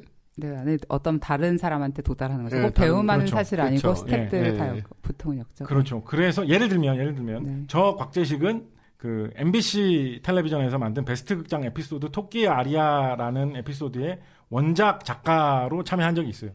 이 프로그램에는 박그리나 배우가 출연하는데 박그리나 배우는 연애의 목적이라는 영화에서 박해일 배우하고 같이 나와요. 박해일 배우는 괴물이라는 영화에서 베두나 배우랑 같이 나와요. 베두나 배우는 클라우드 아틀라스라는 영화에서 톰 행크스랑 같이 나오는데 톰 행크스는 아폴로 13에서 케빈 베이컨이랑 같이 나온다는 거죠. 그래서 저 박재식은 5개의 작품을 거치면 케빈 베이컨하고 연결된다는 거죠. 이런 게 케빈 베이컨 게임인데 그러면 케빈 베이컨하고 연결되는 게 아니라 다른 사람하고 연결되는 게임 생각해 볼 수도 있겠죠. 그죠? 제가 찾아낸 건 뭐냐면 그 파토님 혹시 소녀시대 멤버 중에 누구를 제일 좋아하십니까? 저는 탈퇴한 제시카를 좋아합니다. 그러면 예를 들면 제시카 게임을 한번 한다고 해볼게요. 제시카하고 그레이스 호프하고는 몇 단계로 연결될까요? 근데 아까 안창호 막 이런 쪽으로 연결이 됐던 분이에요. 그렇지 않아요? 그렇지 않아요. 정답은 2단계로 연결됩니다. 2단계. 아, 진짜요? 그레이스 호퍼는 1986년 10월 2일에 미국의 토크쇼 데이비드 레터맨의 Late Night with David 레터맨에 출연한 적이 있어요. 1986년 10월 2일에 데이비드 레터맨이 진행하는 토크쇼에 출연하고 이야기를 한 적이 있어요. 그리고 시간이 약 20여 년 지나가지고 2012년 1월 31일에 CBS에서 하는 레이트 쇼 with 데이비드 레터맨에 소녀시대가 출연하고 노래를 부른 적이 있어요. 데이비드 레터맨을 매개로 해가지고 2단계 만에 소녀시대 멤버하고 그레이스 호퍼가 연결돼 있다는 거죠. 아까 그 안수산 여사 말씀드렸던 것처럼 그레이스 호퍼가 되게 우리하고 가까이에 있었던 사람이에요. 정말 우리하고 같은 시대를 산 인물이거든요. 그런데 앨런 튜링보다 6살 많았던 인물이고 앨런 튜링의 컴퓨터의 이론적인 부분을 개척한 사람이라면 이 그레이스 호퍼는 컴퓨터의 실질적인 부분과 그 외 보급에서 지대한 영향을 미쳤던 인물이라는 점을 생각을 해보면 그 역사의 굴레가 우리에게 되게 가까운 현실까지 연결되는 게 좀 재밌기도 하고 또 놀랍기도 하고 그렇죠. 소설 같은 부분은 그래서 우리가 얼마나 가깝게 그녀와 연결되느냐라는 부분이 되겠네요. 저 같은 경우 이렇게 가까이 연결될 줄이야. 사실 뭐 제가 소녀시대 멤버를 직접 아는 건 아니니까 제가 연결된 건 아니고. 근데 사실 토크쇼 진행자를 넣는 건 약간 반칙 같아요. 너무 많은 사람들 매일 하잖아요. 매일. 그런데 그게 케빈 베이컨 게임 이런 게임류의 묘미인 것 같습니다. 그걸 찾아내는 거. 그런 허브 같은 그런 게 있거든요. 맞아요. 그렇긴 하죠. 네, 이렇게 그레이스 호퍼 우리한테 아주 익숙한 이름은 아닌데 보면 그 코보를 만들었다는 아니라고 하시지만 또는 코볼, 포트란 네. 이제 이런 이름들은 80년대 컴퓨터 했던 사람들 누구나 다 아는 이름이고 네. 그러니까 저는 어릴 때 그걸 보면서 뭐 이걸 누가 만들었을까 이런 생각은 안 했지만 그런 식의 연결고리가 제 나이 또래나 조금 낮은 연령대에서도 이게 느껴질 수 있는 그런 부분이거든요. 네. 그래서 이렇게 우리 여성과학자, 우리 천문학자들 많이 얘기했잖아요. 네, 그렇죠. 네, 근데 전혀 또 다른 분야에서 이렇게 엄청난 일을 하시고 또 그 긴 시간 동안 나이가 드실 때까지 그리고 훌륭한 군인이시고 네, 훌륭한 이분은 군인이시고. 미국의 알링턴 국립묘지에 안장되어 계십니다. 네, 제도까지 올라가셔서 네. 비록 총을 쏘신 군인은 아니지만 이런 얘기 그냥 너무 좋은 것 같아요. 네. 그러니까 어떤 똑똑하고 유능한 분이 별 굴곡 없이 훌륭한 성과를 남기고 인정받고 돌아가시는 얘기. 뭐 내면적인 굴곡은 있으신 것 같기도 한데 네. 그야 우리가 어찌 알겠습니까? 네. 많은 어쨌든 이렇게 좀 풀로 사시다 가신 분 네. 이라는 생각이 들어서 특히 이제 그 시대 여성으로서 정말 풀로 살기 쉽지 않잖아요. 그 경력 단절 정도가 아니고 경력이 회수되는 상황을 겪으시면서도 그런 과정에서도 이제 어떻게 또 그걸 계속 유지를 하시면서 이렇게 지금의 우리 200까지 오르내리는 이런 분이 되셨다라는 생각이 들고요. 네, 저 중요한 공지입니다. 네. 이제 마치시는 겁니다. 네네. 네, 저희 이 방송이 나간 다음 주 수요일 날 그러니까 그레이스 오퍼 여사님도 하셨던 수학을 다시 한번 여러분들이 네네. 하실 수 있는 기회를 드리기 위하여 저희 과학 같은 소리 한 해 준비되어 있고요. 민음사 건물. 네, 민음사 건물이에요. 네네. 검색하시면 아마 나올 거고요. 벙커가 아닙니다. 다시 말씀드리지만 벙커가 아닙니다. 네, 이날 7시 반에 10월 25일 7시 반에 이종필 박사님, 이강환 박사님과 함께 저희가 다시 하는 어른의 수학. 네, 어른의 수학. 네, 오리엔테이션 편이 이날 녹음이 됩니다. 네. 꼭 많이들 와주세요. 네, 꼭 오세요. 정말 여러분 굉장한 기회가 될 겁니다. 네, 그럼 이렇게 곽채식 작가님과 함께 했던 우리 과학의 사람들 격동 500년. 오늘은 이 정도에서 마치고 다음번에는 누구를 할지 정해졌나요? 네, 저희 뉴튼으로 가자. 뉴튼. 예. 네. 뉴튼으로 가자라고 제가 뉴튼을 그나마 좀 알아서 네. 제가 마지막에 뉴튼으로 갑시다라고 얘기를 했던 것 같은데 네. 다음번에는 아주 유명한 세상에서 제일 유명한 과학자인 그렇죠. 뉴튼을 또 알아보도록 하겠습니다. 네. 네, 그럼 저희 이 정도에서 물러가겠습니다. 작가님 수고 많이 하셨습니다. 감사합니다. 네, 감사합니다.